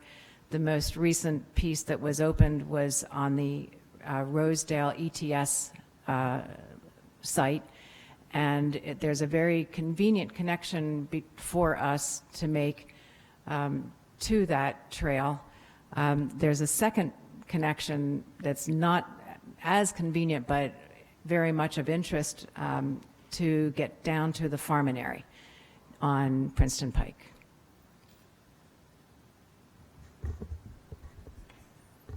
Now we come to the bigger projects. First of all, you all know about what happened, the Beta Bike Lane last year, and what it led to was a corridor study of the Robeson, Hamilton, Wiggins corridor, and WSP has been in charge of a report that is in the process of finalizing, and I believe that traffic safety heard about it maybe tomorrow. And we will hear about the findings on Wednesday night. It's a public meeting. People are welcome to join us in listening to the findings. Following that, it should be presented to council in short order. And then, depending on what those findings are, it will be implemented. I know probably as much as anybody here that there are a lot of issues regarding the conclusion of the permit parking task force and other complete streets considerations. But we look forward to hearing about the findings in this study. And with that, I will hand it to Lori. Thank you. So what I'm going to add tonight is 2 streets within the identified bicycle network, which was adopted into the circulation element in the master plan in 2017. And these 2 roads. A little closer to the mic. Okay. These 2 roads also I consider relatively low cost and high impact because they don't involve a lot of reconstruction of the roadways, just mostly in painting, striping, and some signage. The first road I'll mention is Terhune Road. The Terhune corridor. Oh, yeah, I was going to start with Terhune. Provides connection from the northeast neighborhoods of the municipality toward the center of Princeton, improving access to several parks, including Smoyer, Gulick, and Community Park, the Princeton Shopping Center, the schools, residential neighborhoods, the regional connection to South Brunswick Township as well. Residents of the corridor have often requested the speed limits to be lowered or to have other traffic calming measures to slow vehicle speed on the street. We feel that striping the lanes to be 10 foot each and striping in 5-foot bike lanes would help with that traffic calming. The cartway width between Walnut Lane and Snowden is approximately 30 feet and would accommodate this layout. The bike lanes would lower the traffic stress throughout the corridor as well. And the road has only one sidewalk on the eastbound side, and it's very narrow for most of the length of it. So it does not accommodate for bicycles to pass pedestrians, other users of the sidewalk. So the bike lanes would help allow, an easier movement of all modes of traffic. Can I just interrupt with a brief question? Is there parking on that street that would be removed? That would have to be looked at. The one side, there is no parking. On the other side, there is no signage about parking, but it's something that would have to be discussed. But is there room to keep the parking on one side and have the... There would not be. There's not really room for it Thank now. you. Right. But for the speed of traffic that it is, there's very little use of that parking as far as I know. Okay. I think it's mostly but it would for have to be some neighborhood discussion, of landscapers, who are mowing a lawn, will park their trucks in there. Mm-hmm. Yeah. I think the only issue there is that people have enormous leaf and brush piles. Mm-hmm. So it would be a test of how that works when there's a bike lane. And on any road with bike lanes, we have to work that out, how that's addressed. So, but I don't think that should prevent looking into increasing our bicycle network. Excuse me, Deanna, was there an ordinance related to the bike lane on Elm Road when it was installed, as far as leaf and other? No, there was an edit to the Streets and Sidewalks Code. I think in 2018 we had a new ordinance, and at that time there was reference made to not storing leaf and brush within the bike lane. Okay. So it's municipality wide. Okay. Go back to Harrison. So, yeah, and just the other end of from Snowden on is a very bikeable area already. We have the the pathway through the Van Dyke White Woods and going on through the other section of Terhune where there's really no driveways and vehicle traffic, and then to Gulick Park. So it would be a nice long bicycle route with a lot of connections on it. And then Harrison is the other street. North-South corridor provides a continuous bicycle route between Mount Lucas Road and the DNR Canal Trail, and then also the county section down toward to Route 1. We already have the bike lanes and paths on Mount Lucas Road. It's a nice connection from that end. And then, of course, the canal path, which is also part of the 3,000-mile East Coast Greenway. This corridor provides access to the Princeton Charter School, as well as the shopping center, the downtown core, the DNR Canal Trail, and also to the upcoming Franklin Street Bike Boulevard to make access to the schools, to the middle school and the high school as well. When it can facilitate also the reduction in the hazardous busing that Lisa mentioned earlier. So what PBAC is asking for is support for a traffic and engineering study of that corridor to determine the optimal roadway design using the best practices and specifically with North Harrison between Clearview and Terhune. We are asking for a road diet to be considered in that area. It's certainly wide enough to accommodate a bike lane in each direction, a buffered bike lane and a travel lane, and also for the completion of the southbound sidewalk, which there's a large gap in that at this time. And again, definitions are helpful. What's a road diet? So a road diet would be taking an area similar to what's been done on Canal Point Boulevard. So you take 2 lanes in each direction, condense it down to 1 lane in each direction with a buffered bike lane, and you have the center turning lanes as well. And that's already in place on that stretch of the road. You have the nice green median and the turning lanes already. So it's kind of a natural place to have something like that, the road diet, and make separation of vehicles, bicycles, and pedestrians. So, and that takes it down from a level of stress of 4 down to a level of stress of 1. So it makes a huge difference in accommodating everybody. Could you just explain that term, level of stress? I didn't know what that stood for, but is that a perceived how stressed I feel? Is that a technical definition? What does that mean exactly? What's level of traffic stress? Do you want to take It's used, I'll tackle it, but I'm sure you have a better way of expressing this, but it's used especially by planners and consultants to describe the combination of the width of the road, the speed of the vehicles, the availability of a bike lane or not, whether there's the bike lane is protected or not.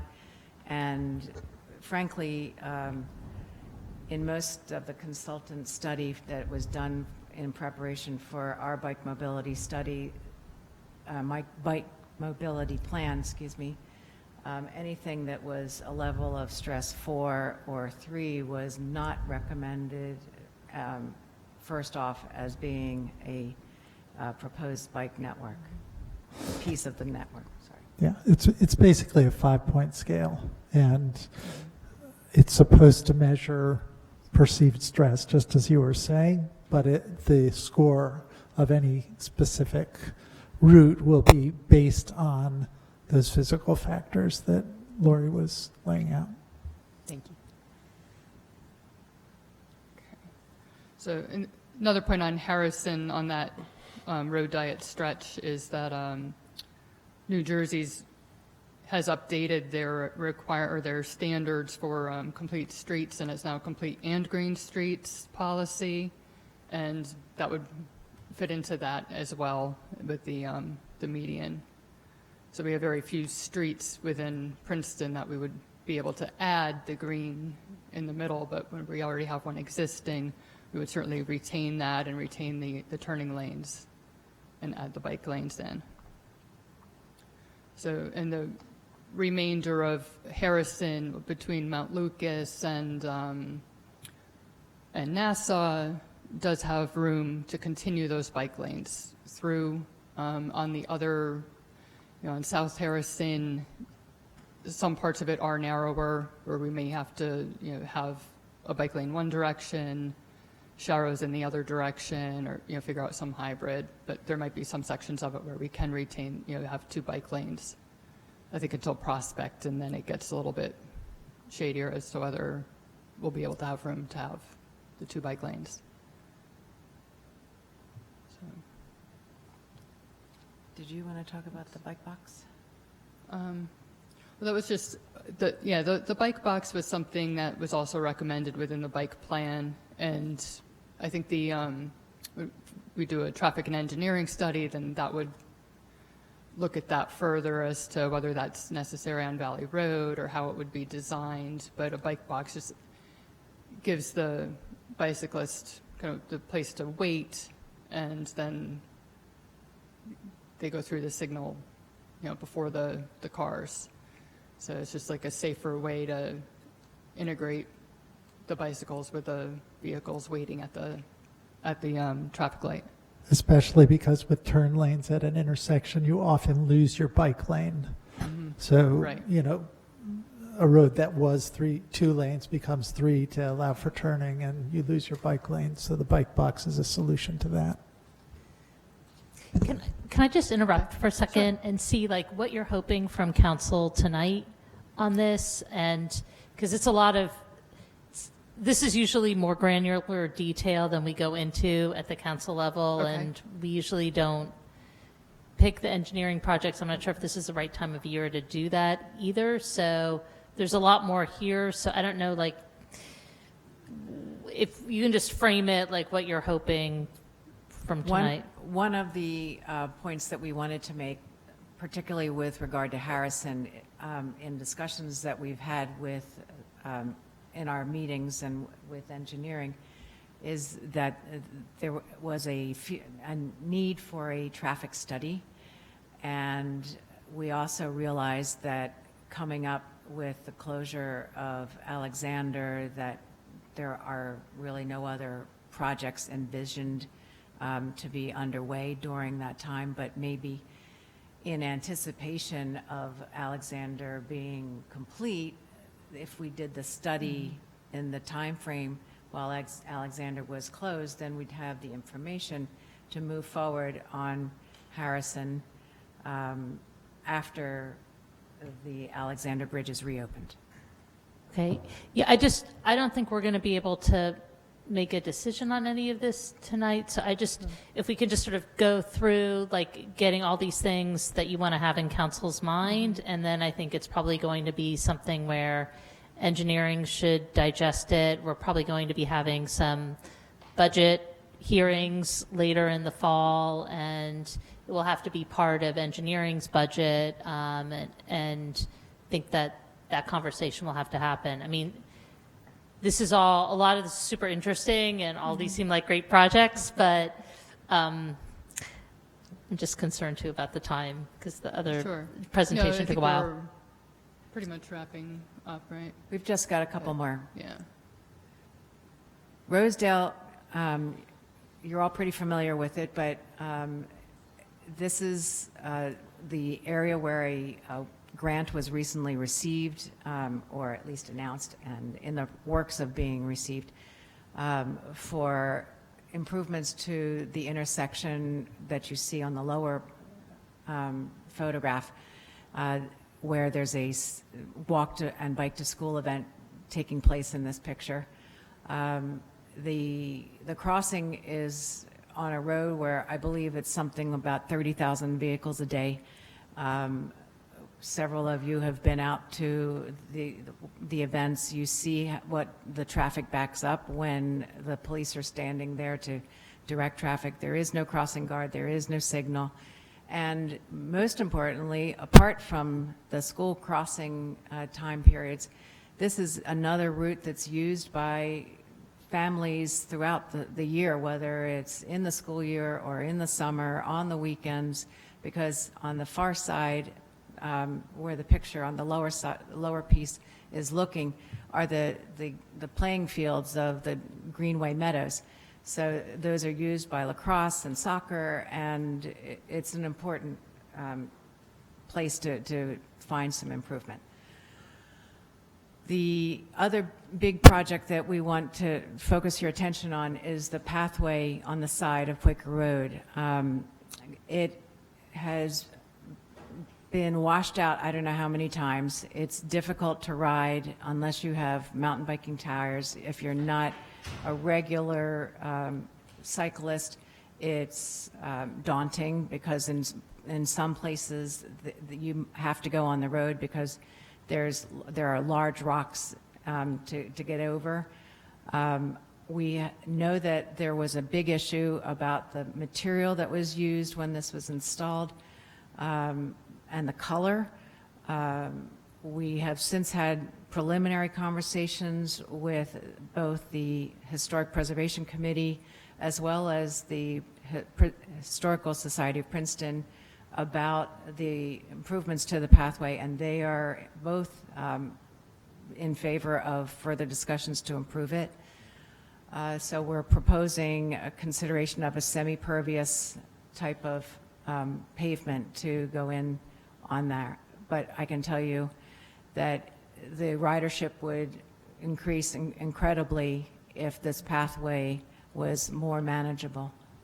And I think to get a sense from council, if you're supportive of going forward with this, because it's going to be a long process, both of going through HPC review and DEP, because it's this sort of flood area, both will have to review it. So it wouldn't be for implementation even next year necessarily, but to start getting review done. I personally am very supportive Yeah. because this feels like riding your bike on the beach, not on a path. So it would be great. I mean, the other thing is I'm just wondering, in addition to the semi-pervious pavement, the Lawrence Hopewell Trail has a really great substrate on most of it, and I don't know what that is or if it comes in this color, but it's some of it, and some of it is more, feels like more dirt, but it's rideable, if that's an issue. But I should probably let council speak, but yeah, Mr. Quinn. I echo the mayor's concern. It's barely rideable, and it helps you get in shape, certainly. The question that I have is that Quaker's a county road, and they have no involvement with the side path. It's all on us. That's actually a municipal roadway. Okay. Yep, so that is all on us. Oh, okay. Thank you. Do we have cost estimates? I mean, if you're asking for our input in this, is maintenance budgeted for, or is this an additional cost? And if so, is this the right time to ask about that? Not too soon. Well, if you're asking, should we go forward? That seems like a pretty essential part of the should we go forward. So I don't know what. Well, go forward with the investigation of what's going to be allowed, right? So from a DEP standpoint, what kind of services would they allow? What would HPC allow? We'll probably want to give them options with different cost points. Yeah, and I mean, there is probably going to be costs associated with it, but on the other hand, this is a multi-use path that was put in several years ago that does need maintenance, and the way it was put in, it's not really multi-use. It's great for people who are walking, but given the distances, it's actually probably a better place for people to bike instead of walk, and we've created it so that it's really difficult to bike on. So it seems like it's almost like needed maintenance, and we've made an investment that people aren't able to use because of the surface of it. So I don't know if anybody else is has strong feelings one way or the other on Quaker. Sounds like Tim, David, and I think it's think that it's worth looking into, and to try to fix it, because it is like a great recreational tool and probably a commuter tool for some people too that's just not being used. Mm-hmm. It is a commuter tool as well.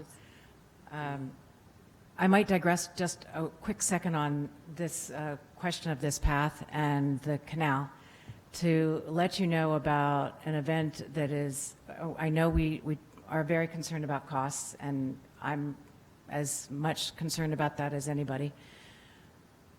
But there are opportunities when we can improve these facilities to bring more tourism into our town. I don't know how many of you may have noticed that this weekend, Princeton was the location for an outing of what they called Mid-Atlantic tandem expansions. It was a 50-plus group of bicycles, therefore at least 100 people, who came into town and based their entire weekend around riding paths in Princeton. At one point in Sunday morning, the entire internal square of Palmer Square was filled with bicyclists and bikes and, all the colors of the rainbow. It was a very refreshing sight to see. And I should also let you know that in May of next year, the East Coast Greenway is planning a fundraising event that will ride from New York to Philadelphia, and their stopover point is Princeton. They're looking at approximately 250 riders. The attraction of Princeton as a historic, important, quaint town that happens to be in the right place midway and very close to the East Coast Greenway. So this path and the Greenway and that connection, just like our previous proposal about Harrison and the connection to the Greenway, are pieces of a bicycle tourism network that needs to be remembered. Finally, the one other proposal that we'd like to make is that when I first joined the committee back in 2013, we were known as the Pedestrian and Bicycle Advisory Committee. And when Complete Streets Committee was formed, we became the Princeton Bicycle Advisory Committee, and the pedestrian piece was given over to Complete Streets. Now that the Complete Streets Committee has been disbanded, we'd like to resume our responsibility that, in fact, is in our goals as stated on our piece of the town website, that we look after not only bicycle safety, but pedestrian safety. I can also mention that we do a lot of pedestrian education in the schools as well, so. Great. I just thank you very much for the presentation. I have a question that is not related to cost. When the new, seems to be my theme tonight, when the new bike map is available, can that also be, and maybe it is already available on the website as a downloadable PDF, not just a paper map? Would that Yes, be? it is. Okay, great. Thank you. I mean, it is a big foldable piece of paper. It's so a very, very big map. So if you're trying to go A to B and you're going from Herrontown Woods to the Institute Woods, it would be a challenge to use the PDF, I believe, especially if you're looking on your phone.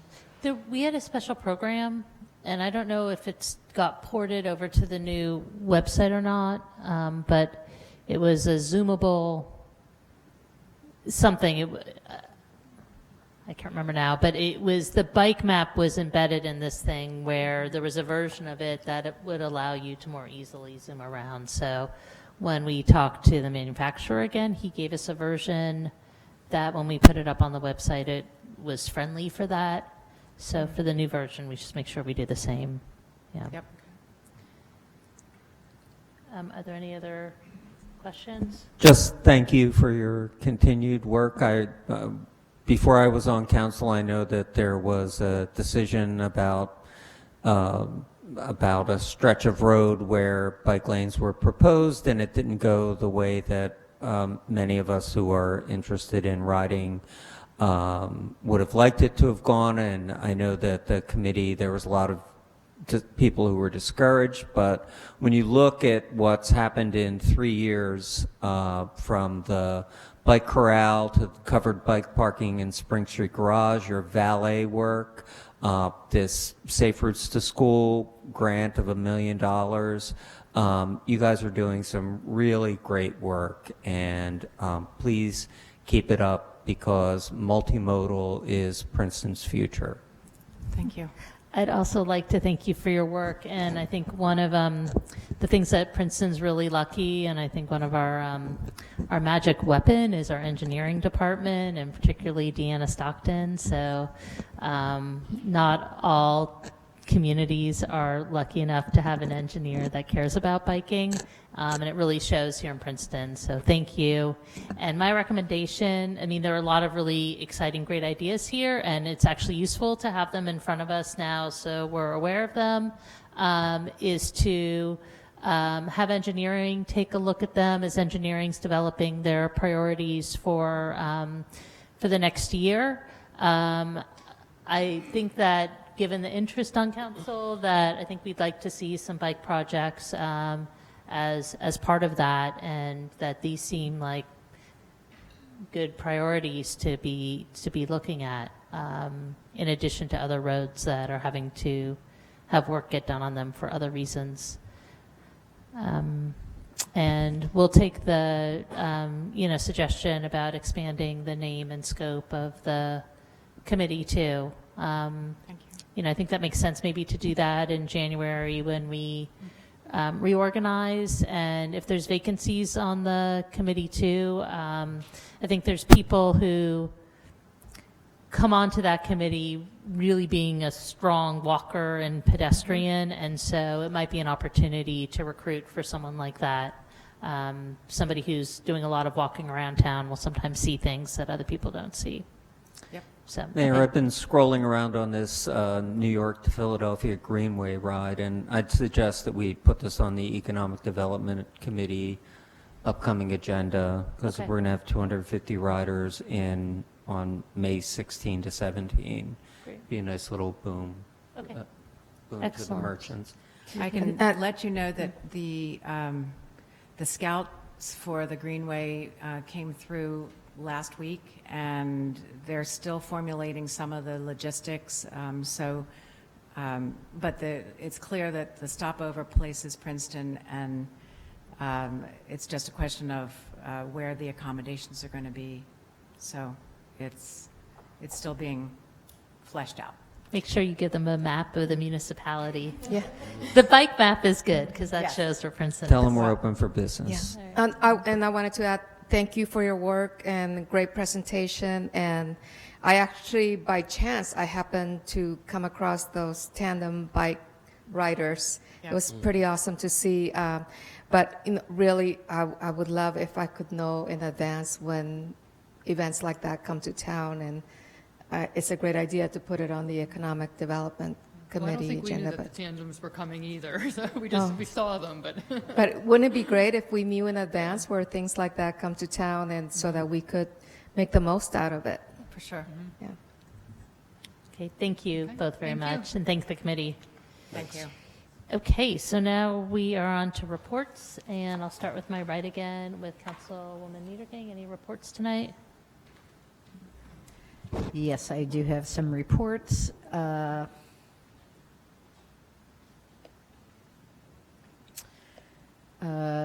So first, from the Princeton Environmental Commission, a number of years ago, there was what was then a failed attempt to impose, I'm not sure if that's the right word, to introduce a plastic bag fee or ban. And there is interest in reviving that, especially since several neighboring towns, Hopewell Borough, Lambertville, and just recently West Windsor have passed such ordinances. So I think that will be discussed at the Environmental Commission and possibly end up being one of their priorities moving forward. Also, Princeton Environmental Commission heard a presentation about the historic value in terms of both African American and Native American history of two currently undeveloped sites on Princeton Ridge, on Cherry Valley Road, and they're going to be looking into possible efforts to preserve that land or some portions of that land. And also, the Environmental Commission discussed community solar. There are a certain number of possible sites in New Jersey, I believe 8, in PSE&G territory, and Princeton is going to make a proposal to be the recipient of one of those 8 possible sites. From the Shade Tree Commission, Shade Tree discussed the idea of having an information session for developers and builders in town because the current tree protection ordinance is being revised, and rather than bring that directly to council, the idea was to meet with some of the developers, hear their concerns, work on wording, and see if we can kind of move forward on that in a collegial fashion. There has been some issues with that over the last couple of years, so hoping to get some input there and then move forward and bring the new ordinance to council. And finally, just a few words on a meeting, I think it was last week, must have been last week, on the Alexander Road closing with Princeton merchants and other stakeholders, and Mayor Lempert was unable to be there, so I sat in her place. And there were a number of suggestions that were made. Our planner, Michael Place, was also there at this meeting.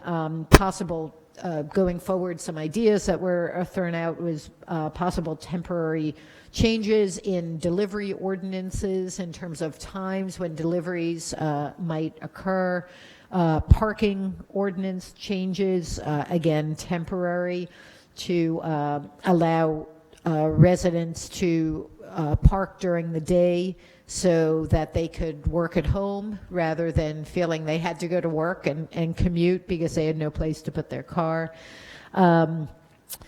Possible signal changes in Princeton and at the Route 1 corridors, relaxing trash pickup times, again, so that this can be done at a time when there aren't a lot of other cars on the road. There was also discussion about enhancing the ability of the Dinky and of Tiger Transit and the Freebie to serve the community during the time that Alexander Road is closed. And I know Mayor Lempert also had a discussion today with DOT, Department of Transportation, that she's going to be reporting on. So this is going to be something that I think is going to be occupying a lot of our time and energy moving forward as we tackle what's going to be a very difficult situation, especially for our merchants during the month of December, those crucial weeks between Thanksgiving and Christmas. And certainly we want to do what we can to ease the situation for them and to create a great come to Princeton. We're not closed. We're open for business. So there'll be various efforts on that moving forward. Yeah. Just very briefly on the Theological Seminary redevelopment, I saw an email from our planner, Michael Laplace. We apparently got approval from the State Planning Commission for the expansion of the area in need of redevelopment. That now needs to go to the Planning Board. Unfortunately, we didn't get it into our agenda in July, and there are no meetings in August because of availability of staff and members. So that's been pushed into September, which means that the convening of the task force to actually start looking at updated plans probably won't be happening until October. So I just wanted to give that timetable update. And on a separate note, meeting with Jim Constantine, we were talking a little bit about the neighborhood character part 2, and he says he's ready to go and he has plenty of bandwidth if we're ready to go. So so let's We're ready go. to Yeah. Mr. Quinn? I'll second that. Just that the Public Works Committee is meeting on Friday after a short hiatus, and we have a pretty full agenda, which I'll be reporting at the next meeting. Ms. Williamson? Okay. I will report on the DOT meeting today, which I attended with Ms. Stockton, so she can chime in if I forget anything.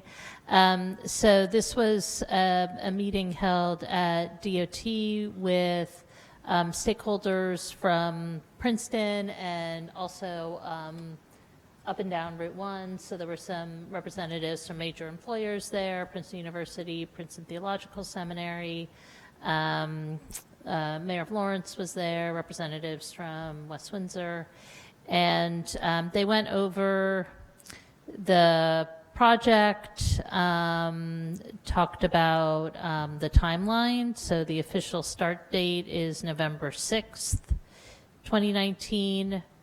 And the official end date is April 20th, 2020.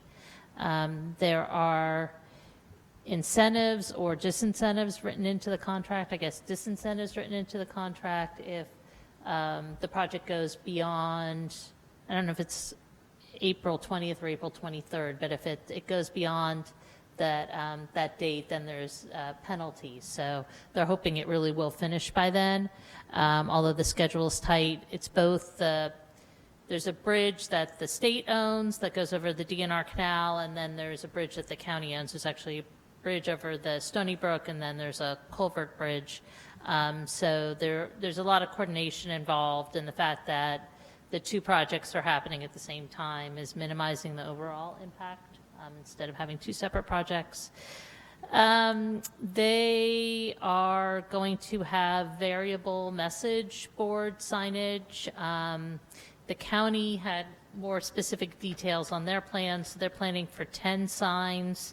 6 will be within the limits, probably along Route 1, and then 4 will be outside the limits, and they'll be the limits of the detour. Okay, thank you. They also talked about starting to put up signs now that mimic almost what you'd get from Google Maps. So when you're on 295 or on Route 1, sort of further out, it'll tell you if you take Washington, it's going to take you this many minutes. If you take Province Line, it will take you this many minutes. And so people get used to how long those trips take and what those numbers are. And the hope is that when people see the signs, when there's a lot of traffic, they'll make good decisions that will help better distribute the traffic instead of having a big jam in one place.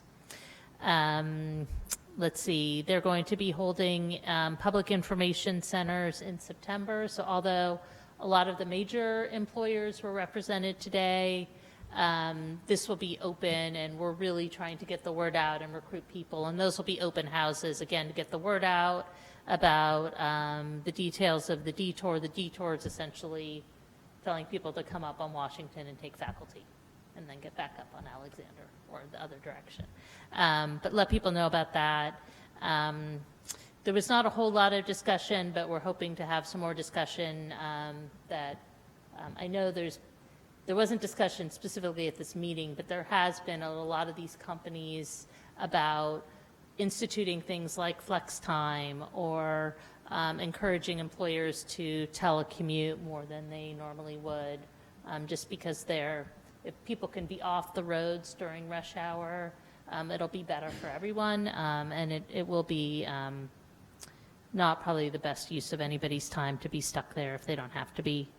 And one of the issues Princeton has been bringing up routinely is about ambulance access to the hospital, because we're concerned right now the ambulances, PFARS has the ability to control the signal on Harrison at Route 1, but if there's a big backup there, they're worried about being able to actually get close enough to the signal.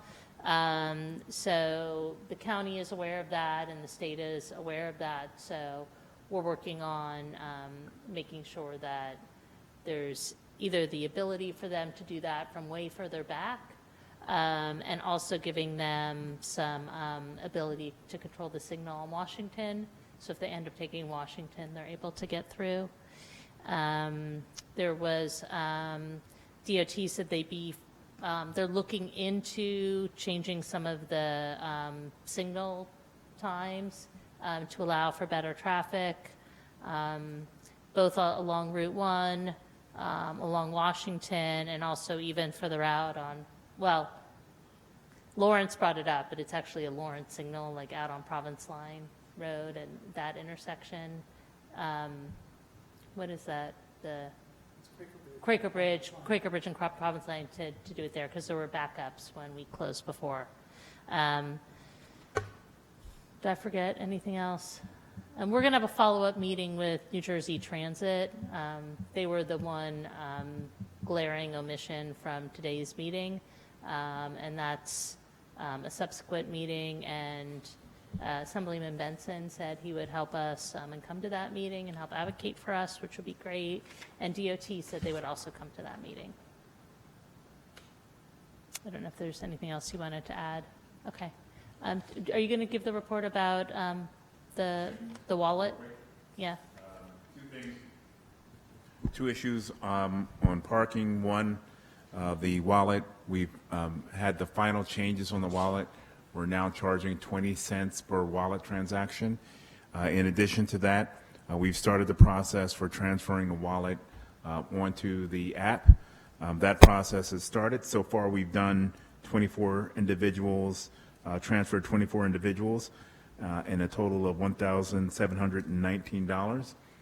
Actually, this evening, they are working, well, they're not working any longer, but they were in the clerk's office until 9 tonight. They will be in the clerk's office Wednesday of this week and Tuesday of next week from 5 to 9, again, doing more transfers of the wallets. The other thing that I want to update council on is the committee who is reviewing, looking at possible locations for the fueling station. Staff met with the committee and reviewed their initial assessments of a number of sites. Based on the sites that were identified, staff have indicated to the committee that most of the sites either had either a legal constraints on ownership or green acres. There were 2 sites, and we just provided them additional information. We had some operational concerns on those sites, and there are also some regulatory issues that would have to deal with. We gave them all that information for them to go back and continue to look at the process, and we'll continue to work with the committee on their suggested sites. Okay, thank you. Any other reports? I have just a couple of reports. Cherry Valley Road construction work continues. We are still looking to have the road reopened by Labor Day. And if anybody's been up there, the transformation of the Cherry Hill, Cherry Valley intersection I find is quite amazing. So please go check it out. We've also been working closely with Police and Public Works to put the tour bus ordinance into action. And this morning, the pay station that is located adjacent to the tour bus parking area on Alexander Street went live with the new programmed rate of $20 an hour. So that is now up and running, and we'll be working with police to monitor the effectiveness of that. And then finally, as Lisa had mentioned, we do have a draft recommendation document on the Hamilton-Wiggins-Paul Robeson corridor analysis, and we will be having a review of it tomorrow at the Traffic Safety Committee meeting, and then from there we will take any edits to the document to the Bike Advisory Committee on Wednesday night at 7 p.m. in Room A, and then finally we would look to bring the completed document to council, most likely at the beginning of September at the first meeting, but we'll work with your schedule. Okay, great. Can I just ask a quick question? I've heard anecdotally in the last couple of weeks from several people complaints about tour buses idling on Nassau Street. So, and that nobody seemed to be enforcing that. I don't, that the police in particular were enforcing. I assume that's not really the police's job. That's for parking enforcement, or that is for the police. But I assume as part of moving them to Alexander, that the anti-idling prohibition stays, and I hope that someone will be checking on that. I know it's hot during the summer, I really do, but it's just really disturbing. That's built into the documentation that we provide to the tour bus companies, and I will just reiterate your concerns to police and parking. Thank you. Okay, any other reports? Okay, so move on to ordinance public hearings. The first one is ordinance 2019-30, an ordinance by the municipality of Princeton pursuant to NJSA 4812-1, etc., authorizing a license agreement for block 27.02, lot 76, Princeton tax map with DWM Holdings, DBA Christine's, for 24 seats for outside dining on Heinz Plaza. And I'd like to open up the public hearing for this ordinance. Is there anybody who'd like to speak to it? Seeing no one, I'll close the public hearing and bring it back to council. Is there anybody who'd like to? I'm ready to move that ordinance. Okay, I just had two questions. One being, if my understanding is correct, I saw in reading through that basically the licensing fee for this number of seats is $600 a year, and that's the extent of any financial benefit the municipality would see as a result of authorizing this. Is that correct? Yeah, my understanding is that this mimics the sidewalk ordinance, right? And it actually explicitly makes the sidewalk ordinance apply to Right. Christine's, even though technically it's not on the sidewalk. Right, and I think the idea is that we want to be encouraging restaurants to use outdoor dining and create that sense of place. Okay. I mean, obviously, it's of benefit to them as well. Yeah. The second question is, I think there had been a suggestion at the last meeting that perhaps this seating could be available to members of the public when the restaurant was not in operation. Has that been run by the owners at all? And I talked to Jack Morrison about that, and he indicated, I mean, this new restaurant is actually going to be open for breakfast, but Witherspoon Grill does not open for breakfast. Or I don't know about on the weekends, but during the weekdays. And he says it's open to the public at this time. We had a brief discussion about, a sign encouraging that. He didn't seem thrilled about that, but, it's something we could put up the sign. He doesn't have to. But he has no objection to the space being used when it's not being used by the restaurant. Yeah. Is there any other discussion or questions or a motion to approve? I motion to introduce the ordinance, to approve the ordinance. Sorry, I'm sorry, to approve the ordinance. Second. So it's been moved by Ms. Niedergang, seconded by Ms. Fraga. Madam Clerk, please call the roll. Ms. Niedergang? Yes. Mr. Cohen? Yes. Mr. Quinn? Yes. Ms. Fraga? Yes. Mr. Williamson? Yes. Okay, we have one missing, so that takes shorter than it normally does. All right. The ordinance passes unanimously, and now we come to the ordinance introductions for this evening. The first is ordinance 2019-31, an ordinance by the municipality of Princeton pursuant to NJSA 40A 12-1, authorizing a license agreement for Block 2702, Lot 76, Princeton Tax Map with Witherspoon Urban Renewal Associates, LLC, to permit the installation of an emergency generator, cooking oil receptacle, and CO2 receptacle enclosure on the Heinz Plaza. Is there anybody who has any questions or comments about this ordinance?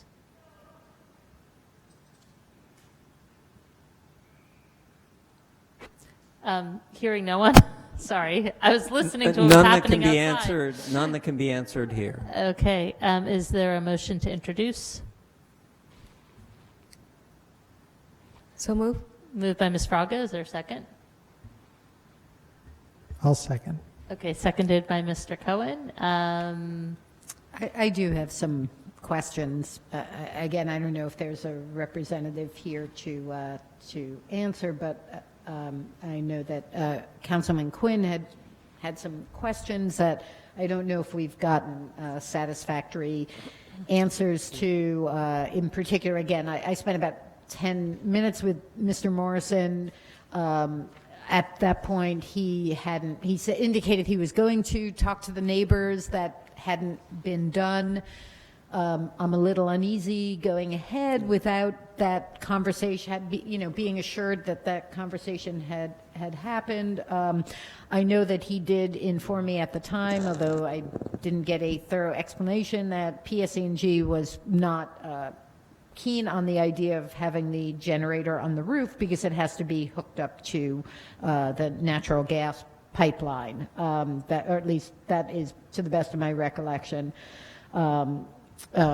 What he said. And just to clarify something I learned, I don't know if it was clear to people, that this would just be a minimum of basic emergency lighting and run the elevator. So this is not going to supply like complete power to the entire building, that it's basically, hallway lighting and the elevator. That was not clear to me, so just to clarify. Okay. Is there anybody here representing Witherspoon Urban Renewal Associates? No? Okay. Well, my recommendation maybe is we can introduce the ordinance and then give I think ask for answers to the question. I think making sure that the neighbors have been notified in a way that council feels comfortable with is important. It's an introduction, right. And if we can, who's shepherding this ordinance on staff? Is there somebody, or do you want me to reach out to Jack to make sure that we get it came out of the planning office, yeah. Correct? It was. Yeah. Well, if somebody can just make sure that we're concerned about neighbors being notified, and we'd like to have some guarantee that that has happened.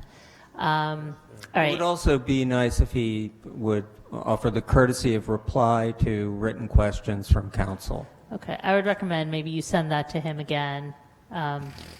Okay. I gave him a friendly reminder at the Economic Development Committee meeting on Wednesday. Okay. All right. So there's been a motion to introduce the ordinance in a second. If there's no further questions at this point, Madam Clerk, please call the roll. Ms. Niedergang? I'm sorry, I'm confused. We're introducing it. We're just to introduce. Just to introduce. Oh, yes. Mr. Cohen? Yes. Mr. Quinn? No. Ms. Fraga? Yes. Mr. Williamson? It's only an introduction, yes. Okay, so the public hearing is August 26th, 2019, which is at our next meeting. So, okay. Trust someone on council will ask my questions of the applicant since I won't be here. We get them on the record, sure.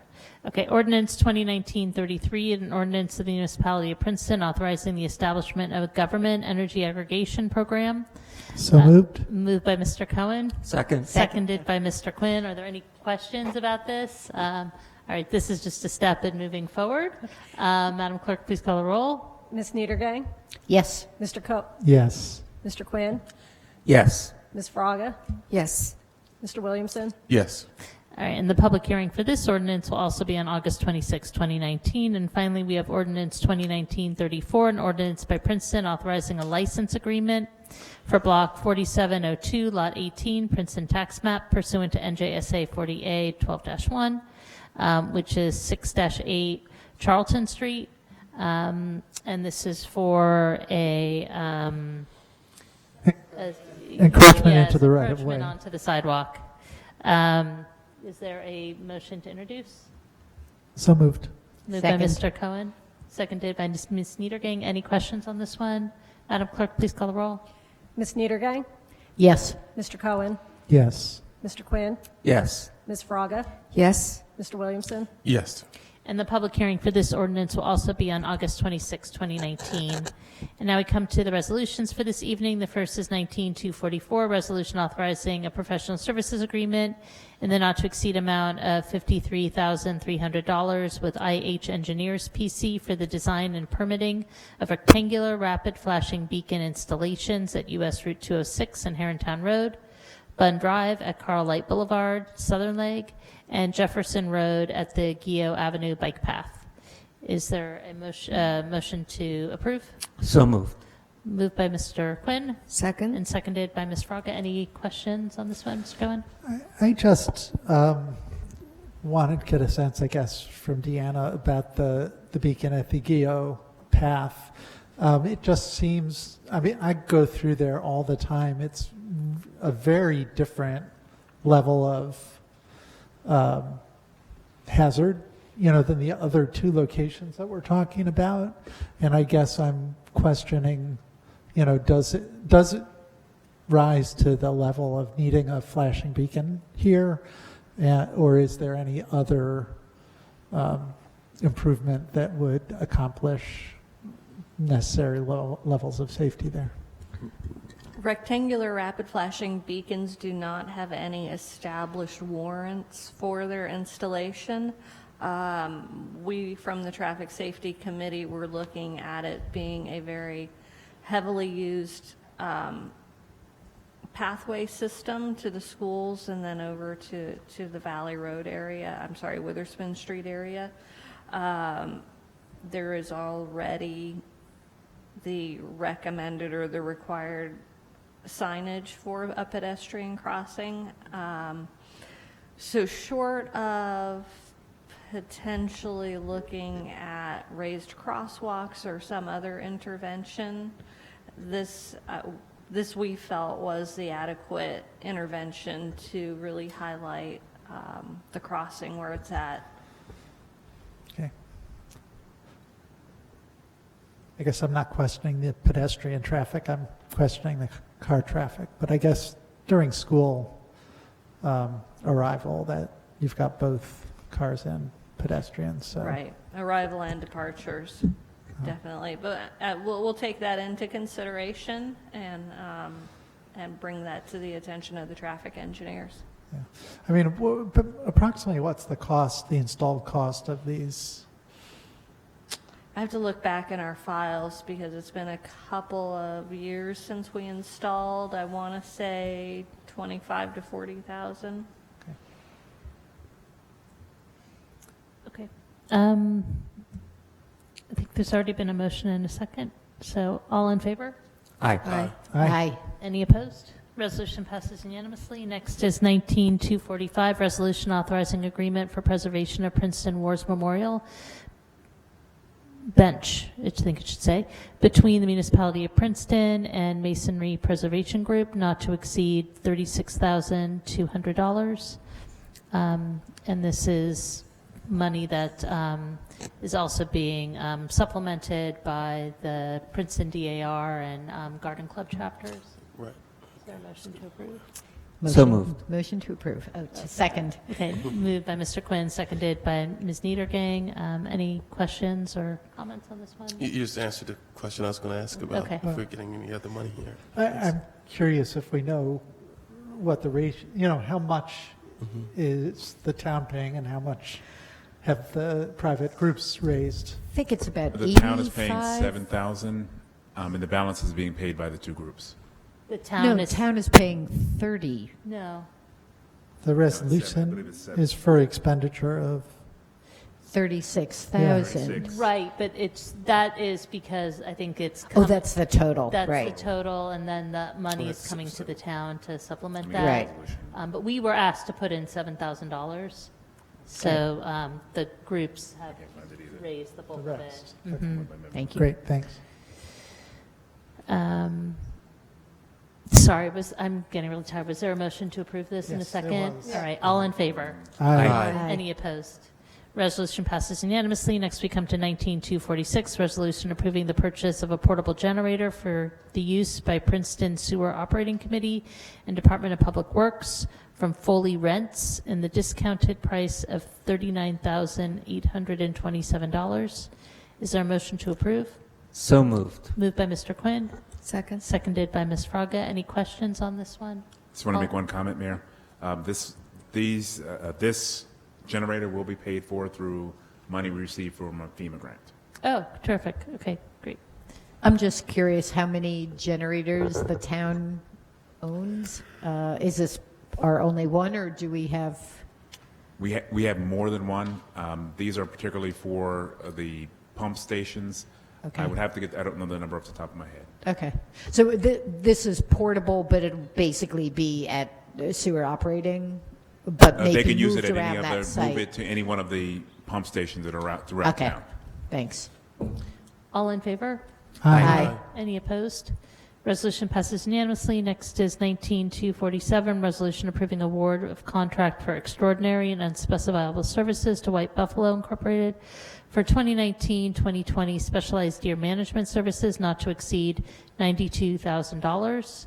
Is there a motion to approve? So moved. Second. Moved by Mr. Cohen, seconded by Mr. Quinn. Any questions on this? I'm sorry, I didn't get a chance to look at this carefully. The email that we got about the addition of this said it was for bow hunting. Is this the whole contract or just the bow hunting portion? So bow hunting is a separate contract, and basically, in order to have the White Buffalo contract, which is the one that is the most effective contract, we are required to have the bow hunting contract. That has been added to the consent agenda. It's the last okay. item there, number Got 12.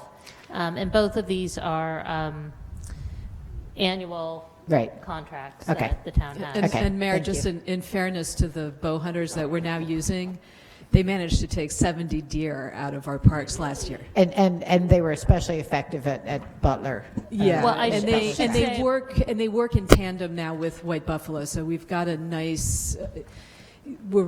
They and White Buffalo are really trying to focus on having the bow hunters do as much as possible because we only pay for the processing costs. They donate their services. And then White Buffalo comes in and does the cleanup and goes into the areas that the bow hunters can't access effectively. I will withdraw my previous comments that they had to do with the previous. I mean, Exactly. I think this is the first year with this new bow hunting company, or It's the second year? This third. will be our third year, and That's great. They're really doing a good job. Great, all right, terrific. But the resolution in front of us now is for White Buffalo. Is there was it moved and seconded? All right, all in favor? Aye. Any opposed? Resolution passes unanimously. Next is 19248, resolution authorizing settlement of estate of Lewis et al. Versus Borough of Princeton et al. Tax court docket number 000024-2012, Superior Court, Law Division docket MERL 2734-11. Is there a motion to approve? I'll move. Moved by Ms. Fraga. Second. Seconded by Mr. Cohen. Any questions or discussion? All in favor? Aye. Any opposed? Resolution passes unanimously. And next we come to the consent agenda, which contains items of a routine nature passed by single vote. And I just do want to call council's attention to the last resolution, 19259, which was the one that was added earlier today for the bow hunting resolution. Other than that, are there any items anyone would like removed from the consent agenda? Is there a motion to approve the consent agenda? I'll move. Moved by Ms. Fraga. Is there a second? Second. Seconded by Mr. Quinn. Are there any issues? Are you guys okay? Okay, all right. All in favor? Aye. Any opposed? Consent agenda passes unanimously, and is there a motion to adjourn? So moved. Second. All in favor? Aye. Aye. Meeting is adjourned.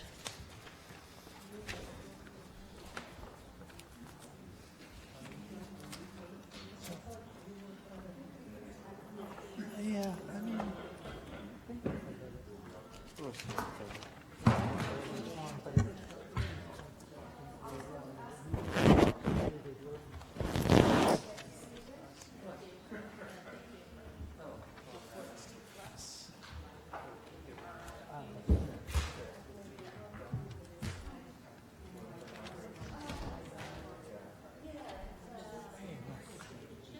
Do you have an extra key? Absolutely. Oh, thank you.